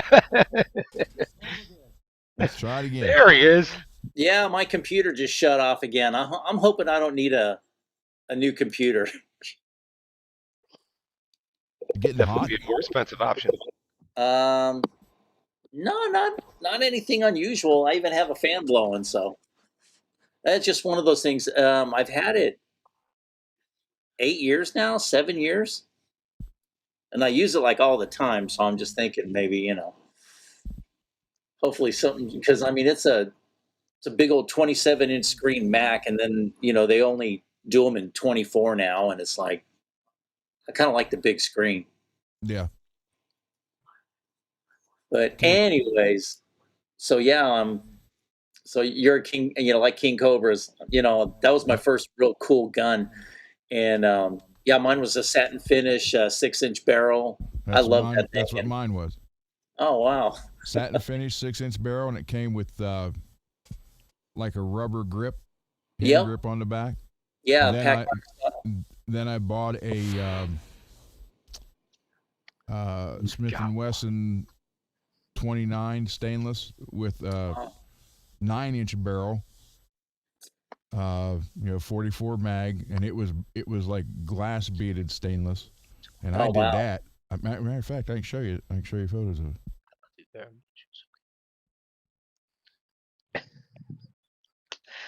I get out this case and woke the dog up, and then she got all jumpy. She's jumping every time I touch her. Well, don't touch her. I wouldn't think she knows what this case is, but by the way she's acting, maybe she does. I don't think she's ever heard a gun go off, though.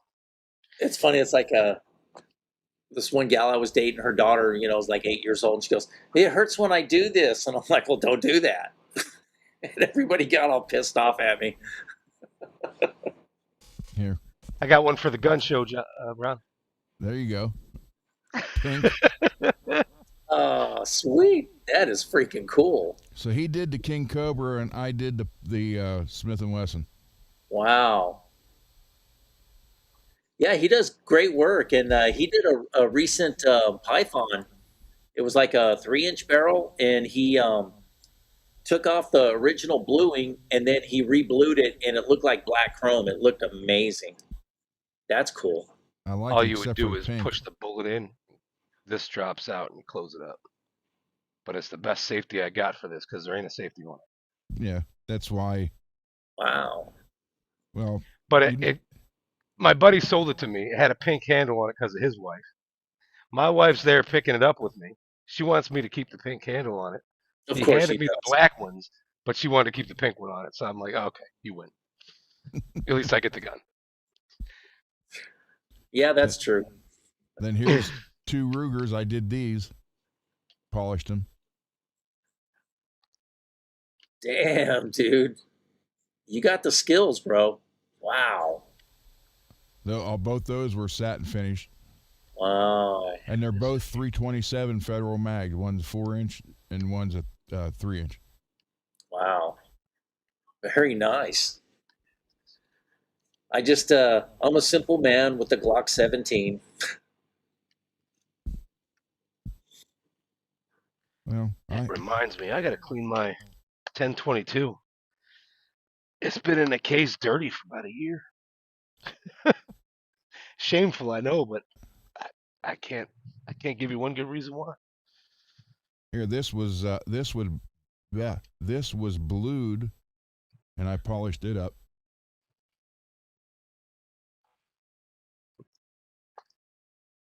Oh, wow. So you took the bluing off? Yeah. It never makes you happy, man. Oh, I'm not here to judge. I'm just kidding. No, it looks good. It's just surprising, you know.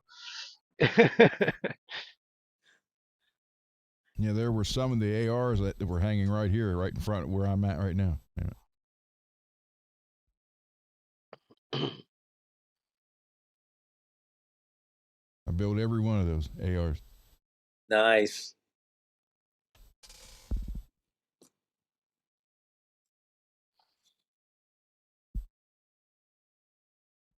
True. I still got a gun show or a gun channel. Oh, you still do? Okay. I still have. I haven't done a video in probably 7 or 10 years, and I just got a comment the other day on it, and I still got That's right. 1,200 subscribers. Oh my God. Well, maybe you have that repeatability factor. I don't know. I mean, check the analytics on it, and you might be surprised.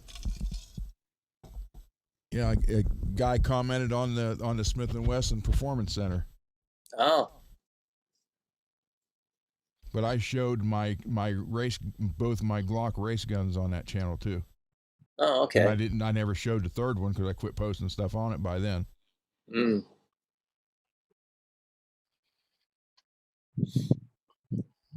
Yeah, my Glock is 100% stock except for the little bottom fill plug on the magazine. But yeah, it's like you do any kind of performance mods like an extended magazine release. Oh, it's not stock and they kill somebody. This is California. Or as, what some people refer to as dumb fuckistan, which is pretty accurate. California. Yeah. Well, move to Ohio. You can have anything you want here. Oh, you got a lot of rain right now, man. I'd be all creaking and. I mean, I would love to, get. Oh man, look at that! That gun. Wow. Oh my God. Holy moly, that is nice. Turn it into an AR platform. Sweet. Yeah, I was supposed to have the hunting stuff. So it didn't have a handle. Oh, it's folding. I just don't like it without the handle. I feel like it's not as safe for me. Mm-hmm. Right? Because of what I'm used to. You're better off used to train. So with a handle, so much easier to charge, control, everything. Do it. Right? Yep. As long as I got the other one. Now my hands getting all wide trying to aim this thing and anyway, forget what they call these. And you probably know if you've seen it. Just a. We can't hear you. Oh, you can't. Sorry. So, do you know what this is? What it was? I think it's the. I don't know. It's a Ruger 9mm, but it's a rifle. Right. So it had the regular barrel, right, and then the hunting stock on it, like Elmer Fudd, right, whatever they call that. Fun stuff. Yeah, you're killing rabbits. Yeah, but I prefer to have a handle. Safer for me if it's got a handle. I can't think what they called those. I'd have to look it up. But yeah, pretty nice. But once I put the whole, because this is the only thing they sold for it, right? Oh, and it comes apart right here. Oh. Right. So it's a twist, and you pull your charger back, and then you What the heck something did they else call down, and that then you gun? take it apart. I think I Haven't have played with something it similar way like too that on my GTA account. But yeah, really nice sight. It's a Hollow Sun.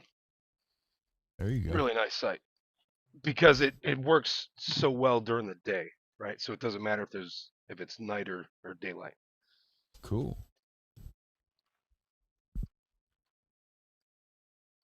Yeah, I got that was just the other day that guy commented on that, and that video was probably.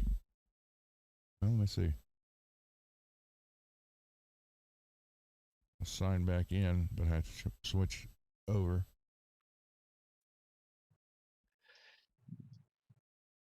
Yeah, I took the mag out because we're online.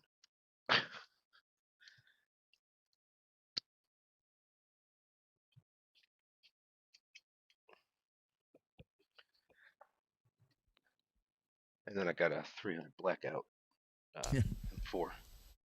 1,200 or 1,250 subscribers still, Wow.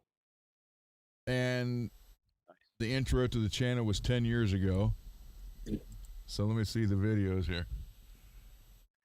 The latest video was 5 years ago. PC carbine. That's right. So I haven't done anything in 5 years. Wow. Oh, yeah. Here, greasy. Wait a minute. Here's me polishing that. I'm showing you how to polish the 44 mag.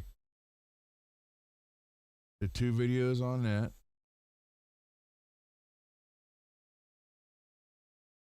I always thought the Model 29 was one of the coolest looking guns, and probably because of the Dirty Harry thing. But Here, let me share this real quick.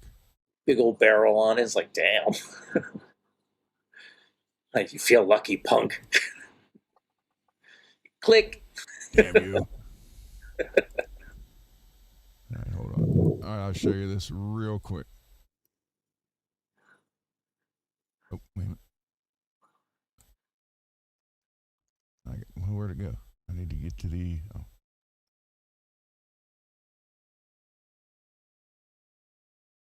Well, I don't know what the hell. Okay, here we go. Come on. All right. So that was the first Glock right there. Yeah. That was my first race gun. Nice.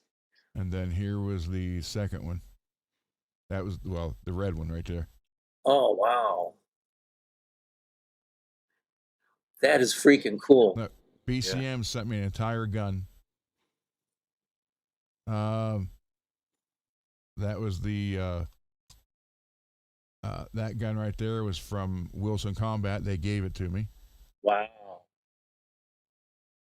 There's putting together one. Oh yeah, they're doing the polish on that and down here too. Oh, wow. So yeah, I pretty much showed. Holy crap.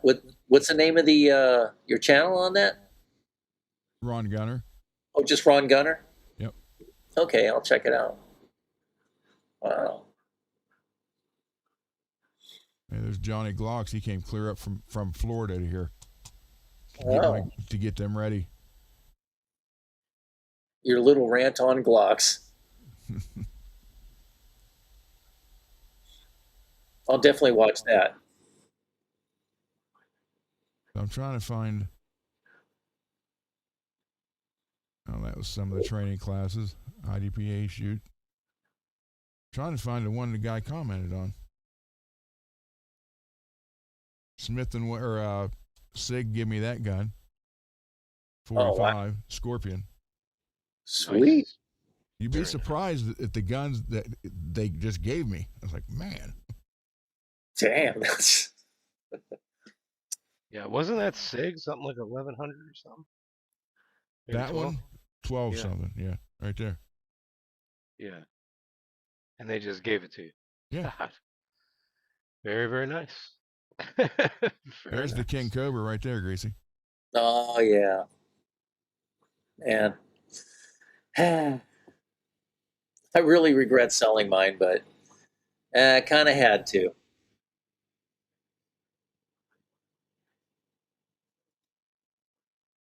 So, and all these reloading presses, all this stuff was all given to me.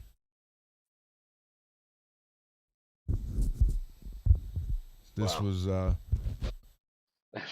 something we did there at the range. I got the police department to give me one of their cop lights from one of their cars. Oh yeah. And then we'd have street sounds going on and just turn just that light on only. And people who was sitting there shooting all day, doing everything just right, and you do that and they couldn't hit nothing. If I can show this. Yep. Yeah, sometimes the sounds make a world of difference. Just the sounds alone.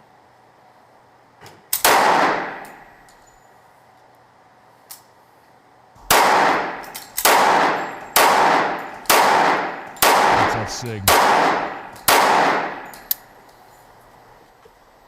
Not bad. 8 shots right there. Nice. So, but Timney Triggers was a sponsor. Chimney triggers? Stop, That's an computer, interesting stop. sponsor. I didn't say anything about you. But yeah, this was. I'll turn the volume down for a minute.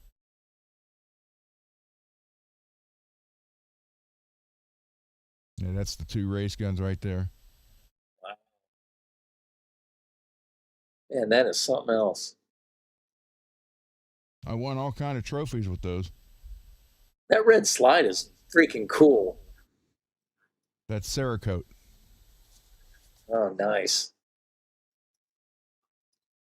Yeah, because when I first started seeing the Glocks come out in different colors, like the tan and the olive drab or whatever, I was like, they look cool. But seeing that red, oh yeah.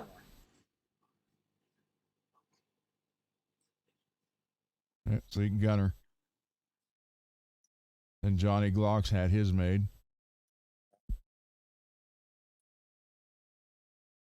But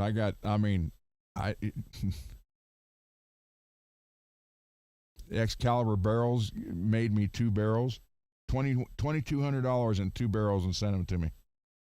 Wow.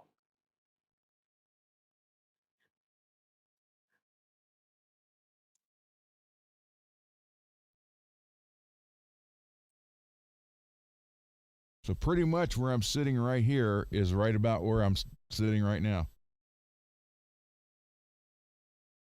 So this room was the gun room at one time. Huh.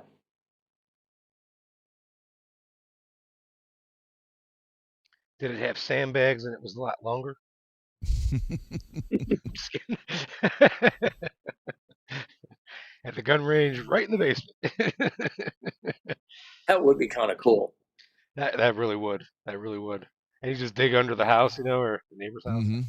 And some proof that nobody knows they can't hear anything, and yeah, you can just I did shoot. the stippling on those.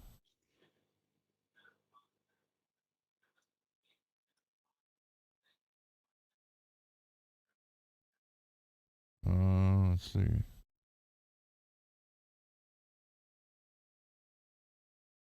This was my Glock kit. I took to the matches, had extra Johnny triggers in it and everything. So, anyhow, a bunch of that stuff's on there. Oh, there you go. This was my what I carried around in the Hummer right here. Vehicle protection. Yep, that was from BCM. They sent me that. That was a 300 blackout pistol. 10-inch barrel. 9. So they sent me that. Then they also sent me a marksman gun that was like $3,200. Wow. Nice. I mean, that's what I said. I had all these companies sent in. Yeah, that's Aimpoint and EOTech. EOTech sent me like 3 or 4 sights that were like $400 or $500, $600 each. Yep. I had all these companies sending me all. I had 13 reloading presses all sent to me. All the reloading stuff, powders, everything sent to me, and I can't get freaking string companies to send me strings.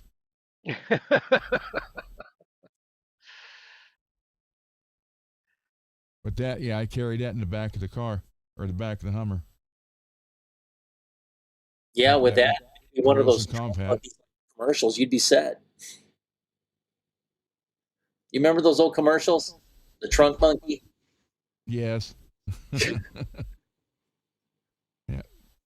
Wilson Combat, or yeah, Wilson Combat sent me that in pieces, and I assembled the whole thing. And I just sold that about a year and a half ago for Wow. $3,700. Wow. That's one of the custom barrels right there. That look at that barrel. That barrel was 27 inches long, and then with the 3-inch, so we had 30 inches total when you add the muzzle brake on the end of it. That is so cool. Accutac bipods.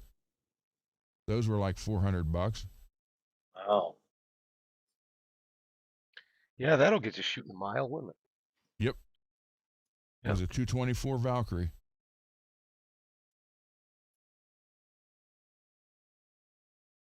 I don't know if I show the.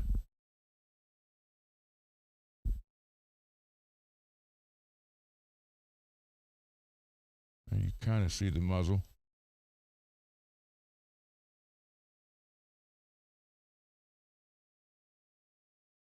All right, I got a dumb question for you. So the round was a 224? Yes. It was a 223 casing resized, but it was still the 223 bullet. So they made that was all custom made and ordered. Okay. And again, this barrel was $1,100 and the other one was $900. And they sent me both of them. Wow. Jeez. Well, you better start shooting some strings or something. And, you know.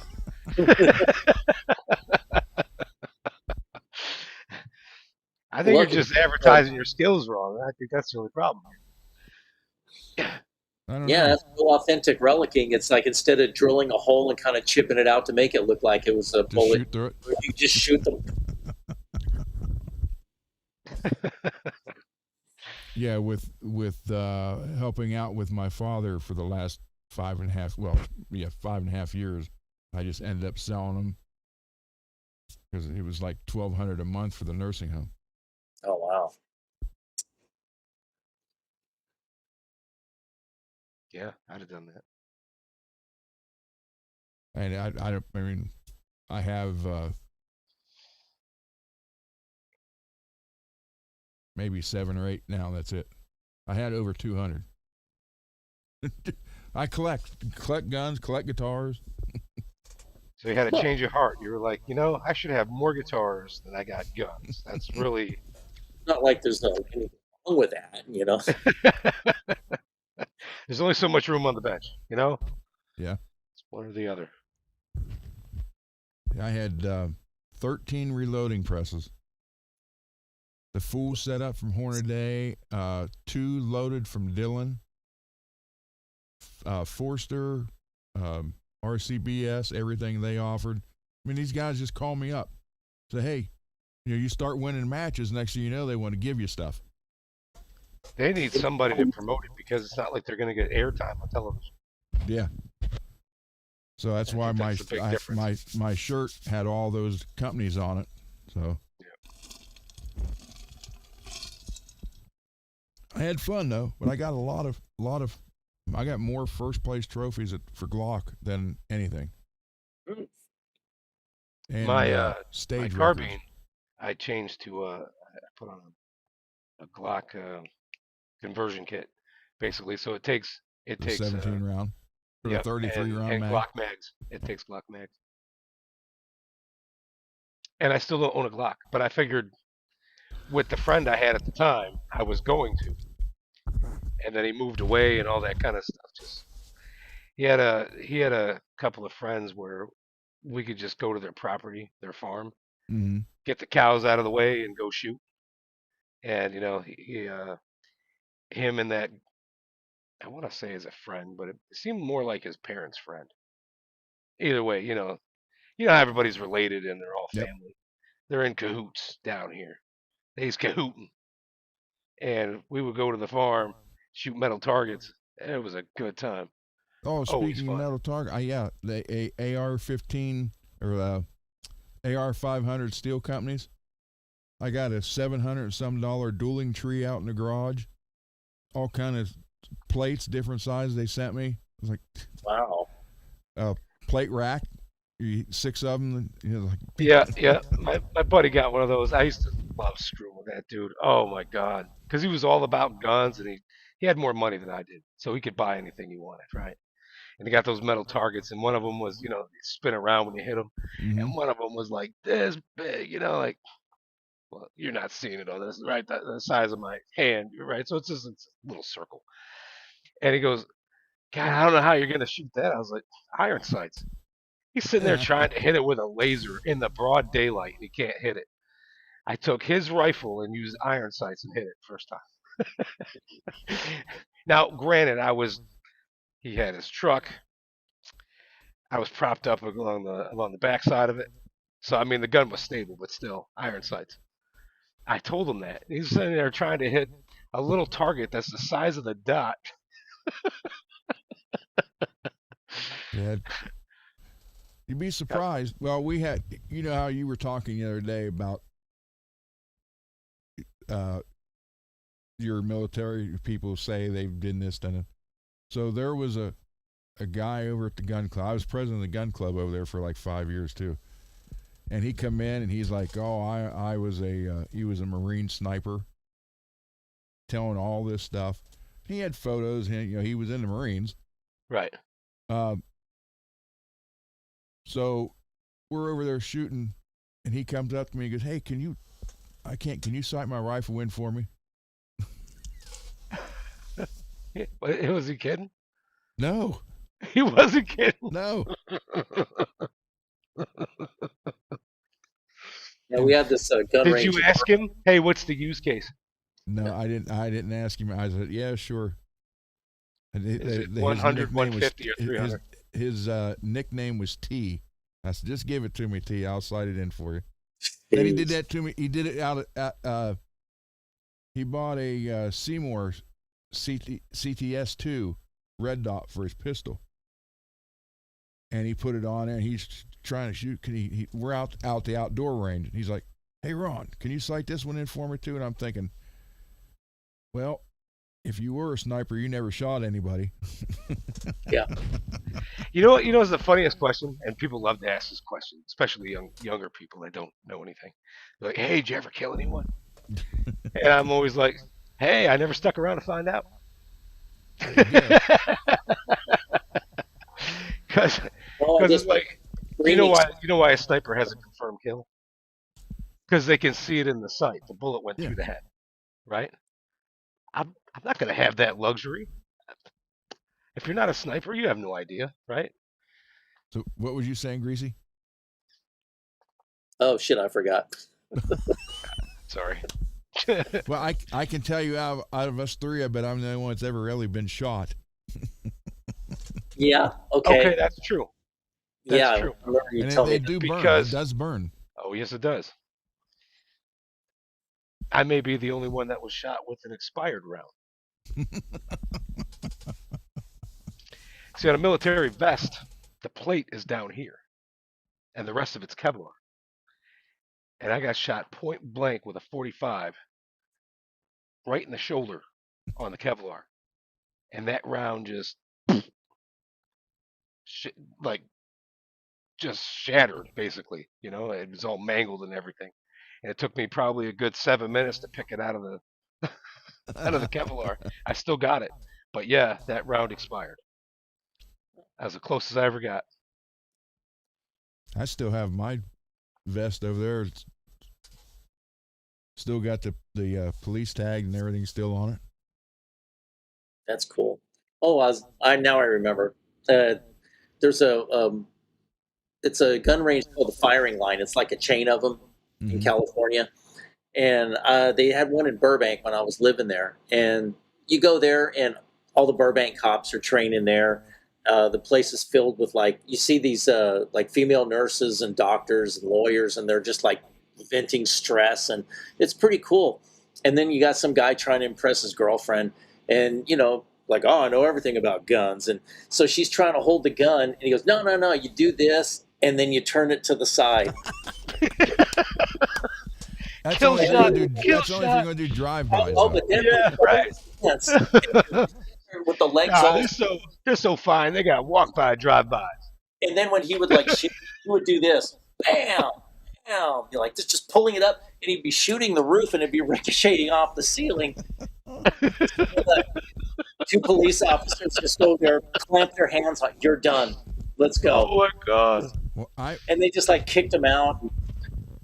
I had when I was teaching the classes, if there was a couple, married couple, or just a boyfriend and girlfriend, I'd separate them Oh yeah, because the husband or boyfriend would automatically, Want to show off.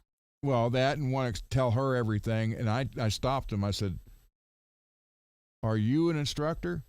yeah, exactly. No. Said, "Are you licensed to instruct military and law enforcement?" No. I said, "Well, I am, and you're paying me, so how about letting me do it? So from now on, you go over there." Yeah. It was So- like one of the best classes I ever had. The hardest thing to do was to understand the bullet will go where your body tells it to go, where your mind can possibly tell it to go.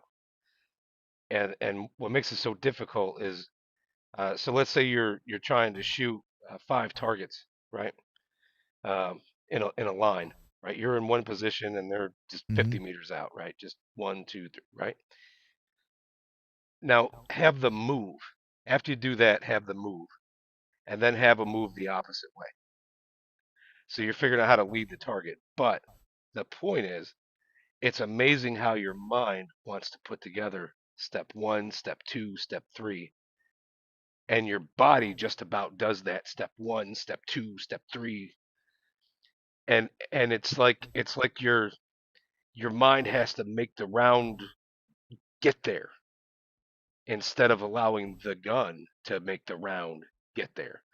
That's actually what makes John Wick so interesting to watch those movies. That is Or literally what's so interesting to me if about you're Angelina Jolie, you can shoot around a person and get the guy it. behind Yeah, you. right.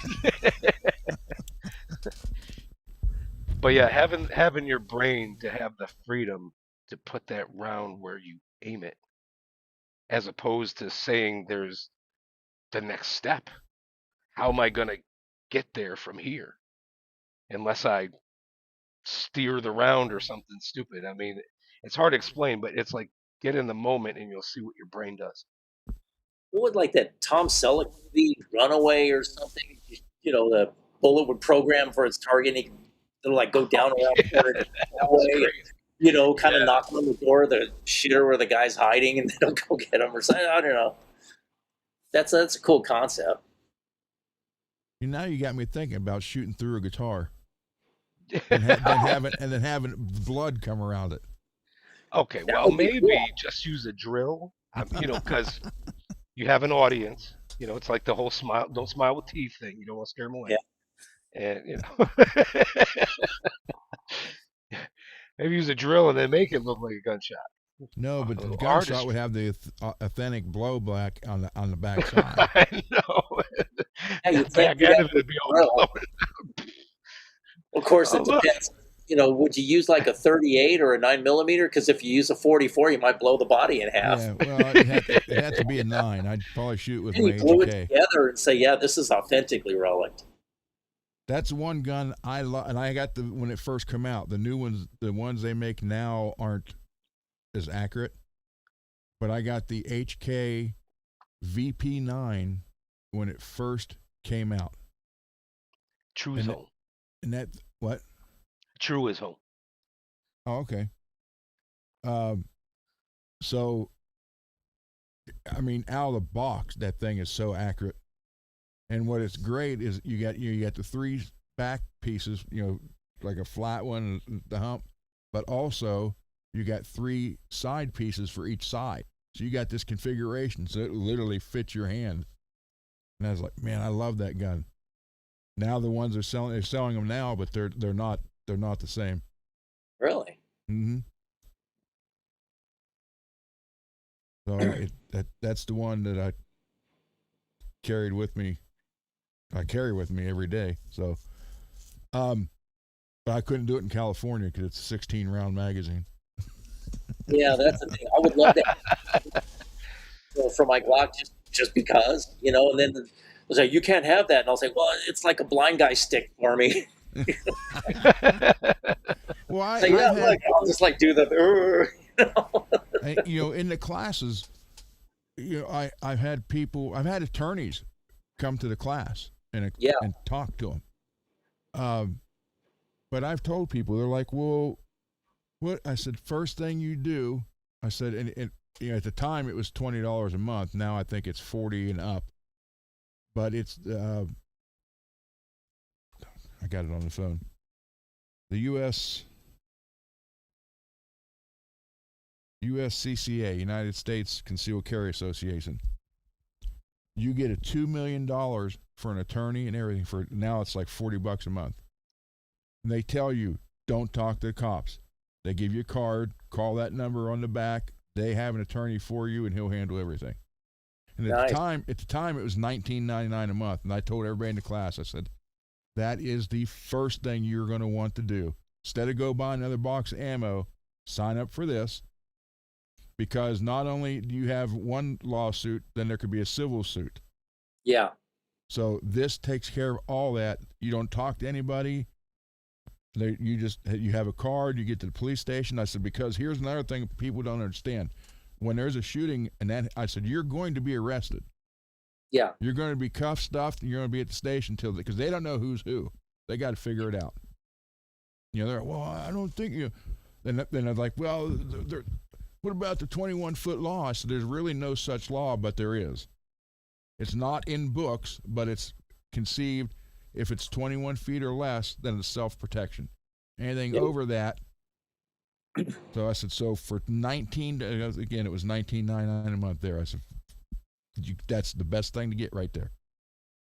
And, you know, they're like, well, I said, because, you know, if you go to court, the prosecutor is going to say, well, why did you shoot them 12 times? You know, 1 or 2?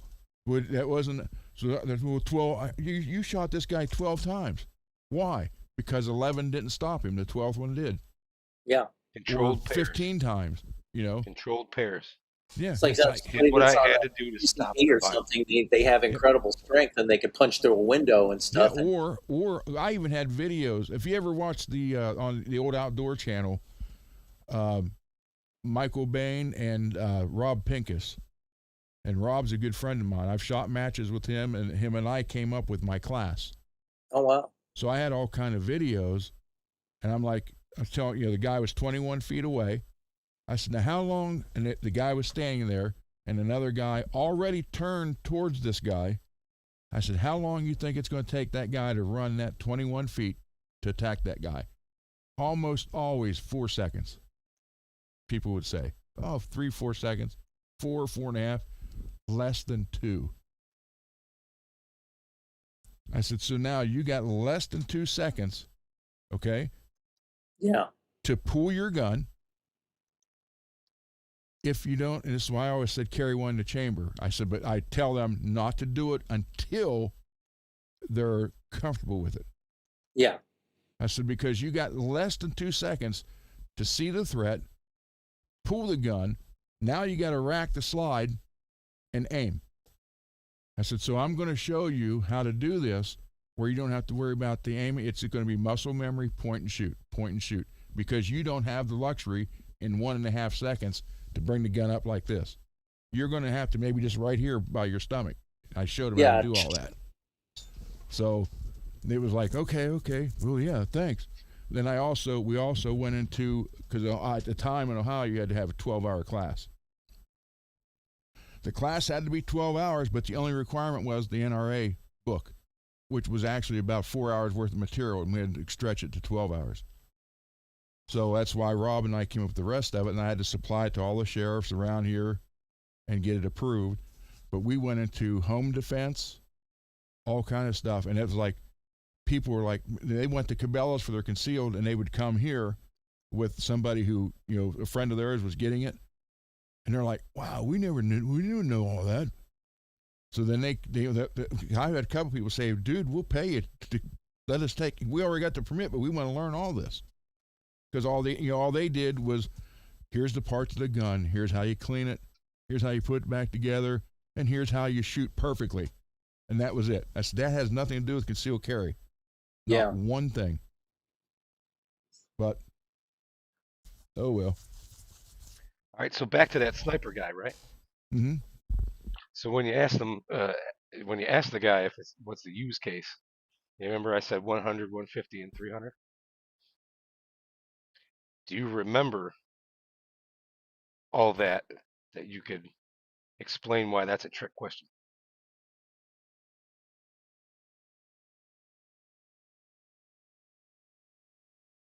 No, I've been out of it for a long time.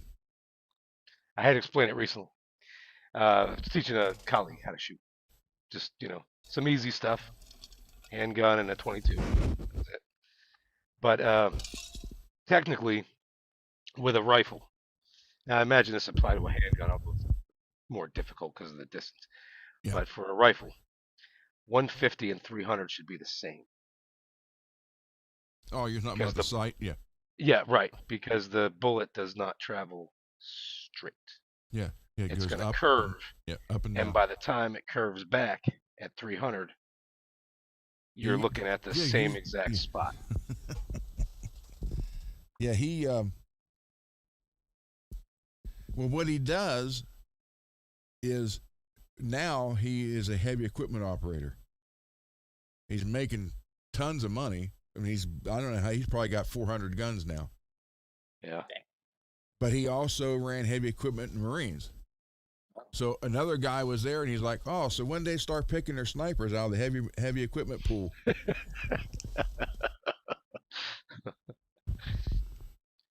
But I actually, I built my M4, and I was putting that together, and I granted it's 300 blackout. More or less, that same friend talked me into it. I was just going to get 5.56, and he was like, that's always going to be the go-to round, that 7.62, right?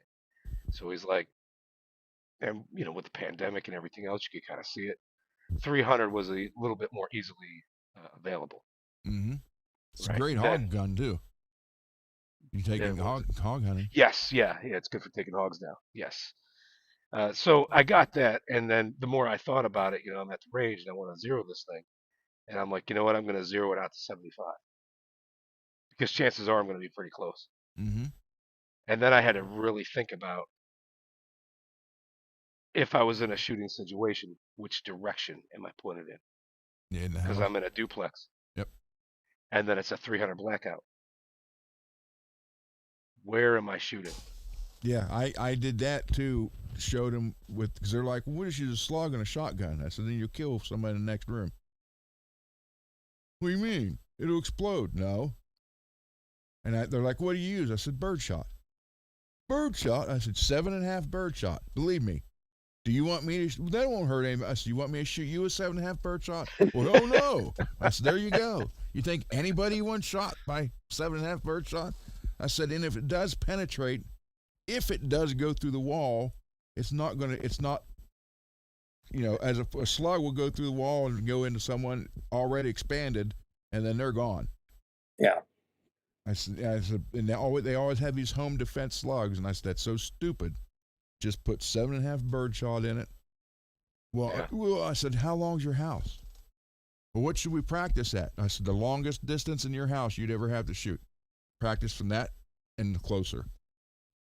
So we went into like taking the screws out of the door hinges and putting in the 4 or 6 inch screws in and telling them where to go in a room if something was happening. And I always told everybody, I said, you usually have 2 key fobs. Yeah. So put one on your nightstand and leave it there. Why? said, what's hanging on the wall? I said, put it on your nightstand or in your nightstand. Why? I said, because at 2 in the morning you hit the panic button and it stays on. Someone's going to call the cops eventually. Yeah. And I taught the women to make sure they had their keys in their hand and to look under the cars when they're walking to them at night. Yep. Rob and I went through this whole thing to do this 12 hours, and they loved it. The sheriff's department was like, "Wow, that's cool." Yeah. Yeah, Absolutely. my brother-in-law, he's been with the LA, well, he retired right before COVID, with the LAPD for like almost 30 years. And his daughter wanted to, exercise her Second Amendment. And so he wouldn't help her, just like, yeah, And so she's like, I'd like to do, I go, well, let me see your hands. So I'm like, oh, yeah, get a smaller frame, maybe aluminum, 38 special plus P, 5 shot. What do they call it? Just a double action only or something. Yeah, Yeah, double the action. DA. Yeah. Yep. And without, so if in case you have to pull it out of your purse or something, the hammer's not going to catch on your purse, and it's more efficient. I was just kind of rattling off a few stats, and maybe like a rubber combat style grip, so it'll absorb recoil better than a wood grip. And I just kind of rattled off some stuff, and he's like giving me the stink eye and stuff. I'm like, well, if your daughter really pack wants, more grip. it's just kind of narrowing the path so she can check out exactly what I said. And if she doesn't like it, she can just, put that down and just move on to something else. Why I had a daughter and her mother. Now the daughter was probably in her 40s, and the mom was in her 70s, and they didn't have a gun, but they wanted to take the class. I said because I took, I had all kind of different caliber pistols, so I just took an array of them and let them shoot them. I said, Yeah. if you don't have one, let's take the class. I got a bunch of guns you can shoot. We'll figure out what's best for her. Damn it if they didn't go to Cabela's the night before, and like typically, the guy said, "Oh, you need this pink Hornady self defense and a small snub nose right here." So they both bought it, brought it to the class. They couldn't hit nothing at 7 yards away. Yeah. They were Snub nose, scared to death. They couldn't hit nothing. So I gave them a Glock 43, the 9mm little. Man, they were like right there. They couldn't believe it. Yeah. So I said, unfortunately, we're taking these guns back. I said, well, they're now used, so you're not going to get what you paid for them. Yeah. Might as well just get something else as well. I told people because they're not useless. They can learn how to shoot and then eventually be better at it. But yeah, it's kind of like do you get the 5-inch barrel with a 22, so it's a smaller round, not as much kick, or do you just go right off the deep end, get the 9mm, and and then again, short barrel, long barrel, what do you want out of it? Me myself, I'm not a pistol guy. I didn't start off with some short barrel thing I could keep in my sock. I didn't. I keep it on the nightstand. It's a full 5.5, I think, at least Nice. 5. And as it turns out, I got the one that I had in the military. That was the first one I got, and it worked in my benefit because 9mm Beretta, the M9, when you put the laser simulator in it on like a SIG or something else, you got to cock it every single time to get that laser to go off. Not on an M9. Just pull the trigger. Just pull the trigger. What I liked about it so much was that the safety, when you flip it up, so on both sides, and it literally moves the firing pin out of the way. So if you drop it, you can't accidentally make it go off or whatever other problems you think you might have with it. Plus, it's heavy. It's not a toy. It doesn't feel like a toy. And I wanted my wife to get into it as well. She had been around rifles and hunting, where she's from Texas, so I mean, but first time having a handgun. Take it serious, man. Yeah. Don't think you're going to be running around the streets with that thing and you're going to shoot your foot off. It's interesting. I love it. It's a different world, but yeah, I think you got to really give it some time and some respect. You got to really think about it, but it's not like be afraid of it. I think it's a gateway drug. The second you realize when there's a problem, nobody's coming to save you. Yeah. And the That's what I first told him. step I you said, take police. towards that is going to enable you on everything else, whether it's water, food, building a deck in the back. No one's coming to save you. What can you do? You know, I told them. I said, they're like, well, we'll call police. I said, police very rarely stop a crime. They're there after it happened Yeah, to find out who did it and take notes. they only stop crimes like that on TV. Yeah. I said, well, yeah. I said, that's Hollywood.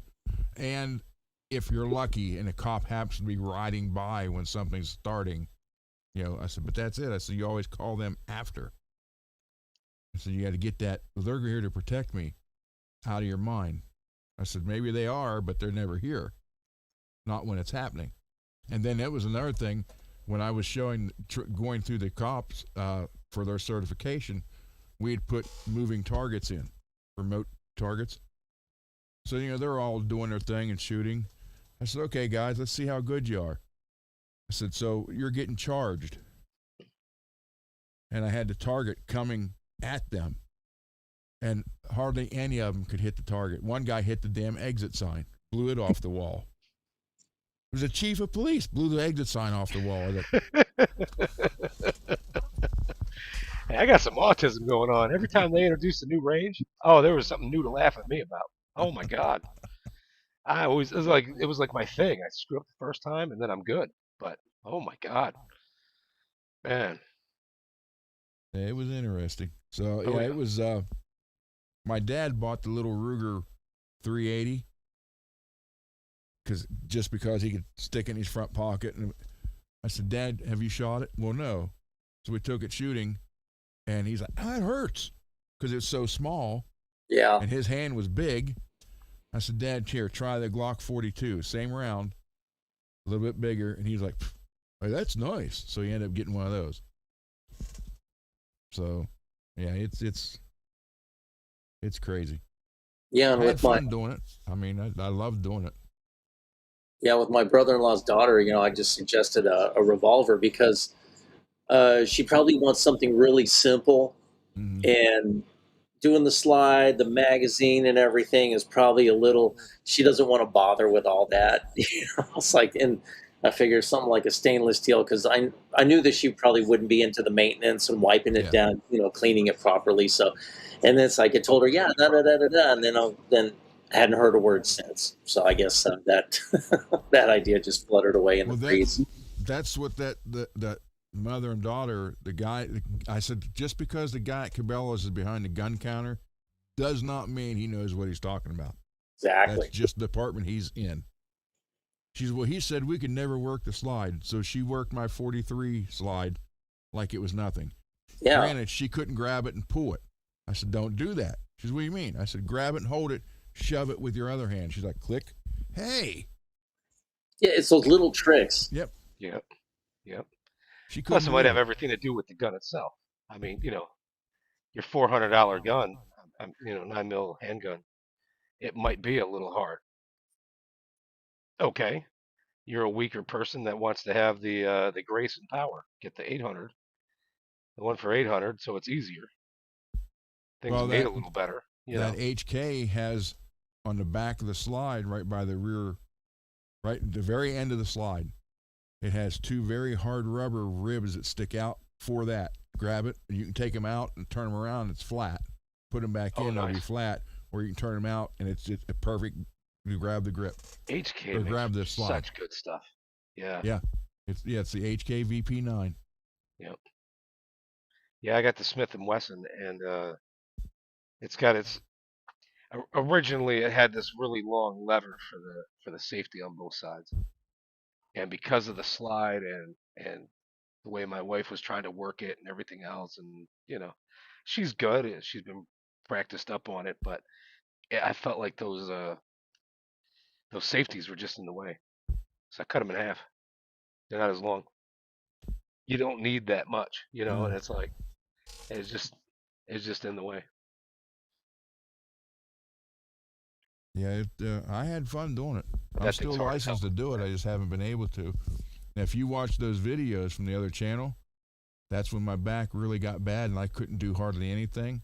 between that and I'd stopped doing the 3-gun matches prior to that, because when I was doing the 3-gun matches is when it was just starting. It was actually in its infancy. So what they have now is cakewalk to what we did, because we would have to run and then slide on gravel and shoot under a truck. So your knees, elbows, all tore up, everything. So in those videos, I'm like 80 pounds more because I couldn't do anything after that. Like, wow. Then I had the back surgery, so that helped.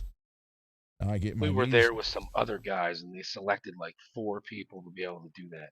Run, slide on the knees, and Yep. shoot, and then get behind a vehicle and shoot also. Yep. And I swear about 3 out of the 4 of them, when they popped up along top of the hood, they shot through the the hood. hood. Yeah, yeah. And that was in itself was a good learning experience. But I was very thankful that I didn't get to screw that one up. So. Just pull them over. Okay, look at the hood. Now, what have we learned? Well, Oh, not we so learned much it the hood, first it's 2 the block times. you And put the a hole third through guy where the problem still is. just yeah. That oil leak you now have, well, that 500 No, I mean, magnets thankfully going it to was do a some gun range. damage. They didn't hurt anything that was good stuff. That 50 cal went straight through your block. Well, imagine that. It's going to be a lot cooler in your motor now. And the first thing they do, well, here, they'll still try to start it. Yeah. Yeah, you got no oil.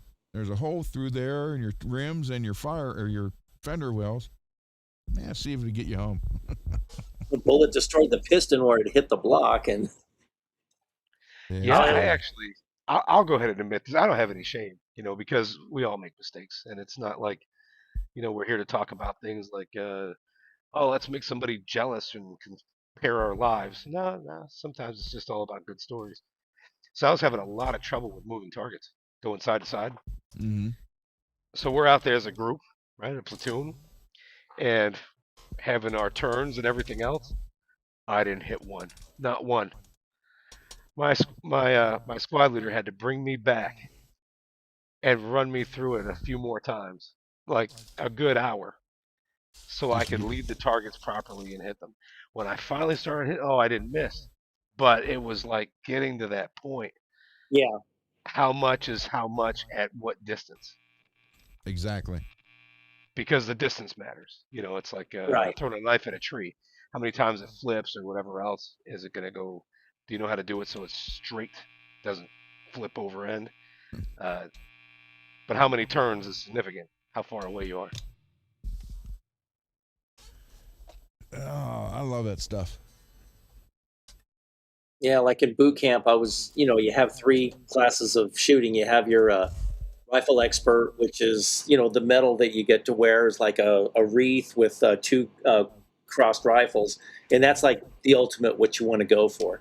Then they have a sharpshooter, and which is looks like a cross with the Marine Corps emblem in it. And then you got the marksman, which is just a square little badge with a little target on it. And we call that the toilet bowl.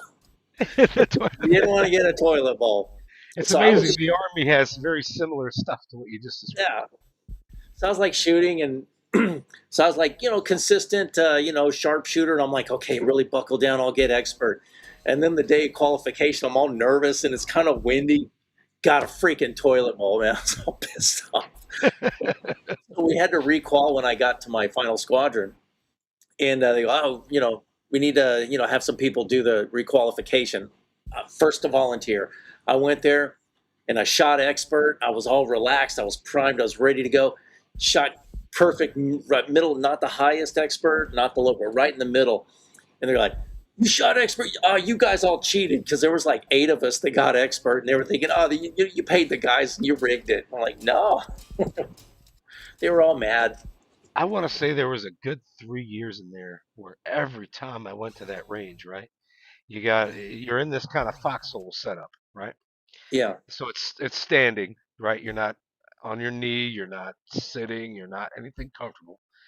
You're standing, and you have to get that indent in the sandbag, right? With your hand, right? And I can't tell you how many times I missed at least one of the 50 meter targets, right? The closest one, Yeah. just simply because they got to pop up randomly, and it was so close. Yeah. Like for whatever reason, my brain was telling me, "All right, they're out there. Go find them." Yeah. We didn't. We had to stand, like we had to sit and shoot from there. We had to stand offhand, and we didn't. Yeah, we weren't. We didn't have no luxury of sandbags or being in a trench or nothing. That was a little trickier. I have to say, I think the trench was more or less, when it comes to your helmet, which side of the rifle you're on, all of those Yeah. things, something can contribute to how good you can see out of the left and right. Absolutely. So standing in a foxhole is not necessarily your best friend. Yeah. Throwing hand grenades was fun though. Oh, I enjoyed that. Our classes got I interesting still with have that one of the stuff. smoke blue ones over there. And that was the one It's still live, ready to go. and My that was wife like the is one time that the DIs were actually really nice to you. yeah. They hand you the hand grenade and you're in the Pull pit getting pin ready. here. Where are you from? So yeah, okay. What kind of hobbies you have? You were screaming at me like 5 minutes ago. Well, So I then don't you like throw the hand authority. grenade, it goes off, and you're good. He goes, "Duck it down." I have a problem with people yelling at me. Other than that, my wife I goes, remember the one I Why threw do in you still basic. want to?" She goes, "Why do you still want that blue smoke grenade here?" I said, "Because someone breaks in the house, we know the layout of the house. They don't." Yeah. I Oh, what are remember you the saying? one I threw in basic training, and when that thing went off, I mean, it wasn't that far away, and you're ducking behind this big concrete structure, right? And that thing goes off, and I could just fully understand how between the damage and the sound, it could just stop your heart. It Yeah. didn't matter if it ripped you apart. That that thunderous boom was probably enough to just make your heart stop. Yeah. It was just, very shocking that first time that went off. And when you're throwing the grenades, you didn't want to be one of the spaz privates because we're practicing with the dummy grenades, and some guy like pulls back, like lets go, and it rolls it Yeah. back up and stuff, and they start screaming at him. You got to do 100 push-ups, and they write a chalk on his back, spaz. So all the spastics had to be all, they were like watched really carefully, and a couple of them like, you're not even throwing the grenade. We're just going to say you did. And they were going into like administration or something. They were going to be. They called them the Remington Raiders because they were at. Peggy, hand grenades, and horseshoes. Close is good enough, and apparently in tuning your strings in Santa Cruz is close enough. Yeah. Ron, did you ever play with flashbangs? Nation is a dirty word. Yes. With the Did you police. play with them enough that when you watch them on movies, it's funny? Yeah. Yeah. They're like nothing, right? They give it so In the much weight in the movie, movie. in the movie, it's like Yeah, they were throwing those in our barracks rooms in the Rangers.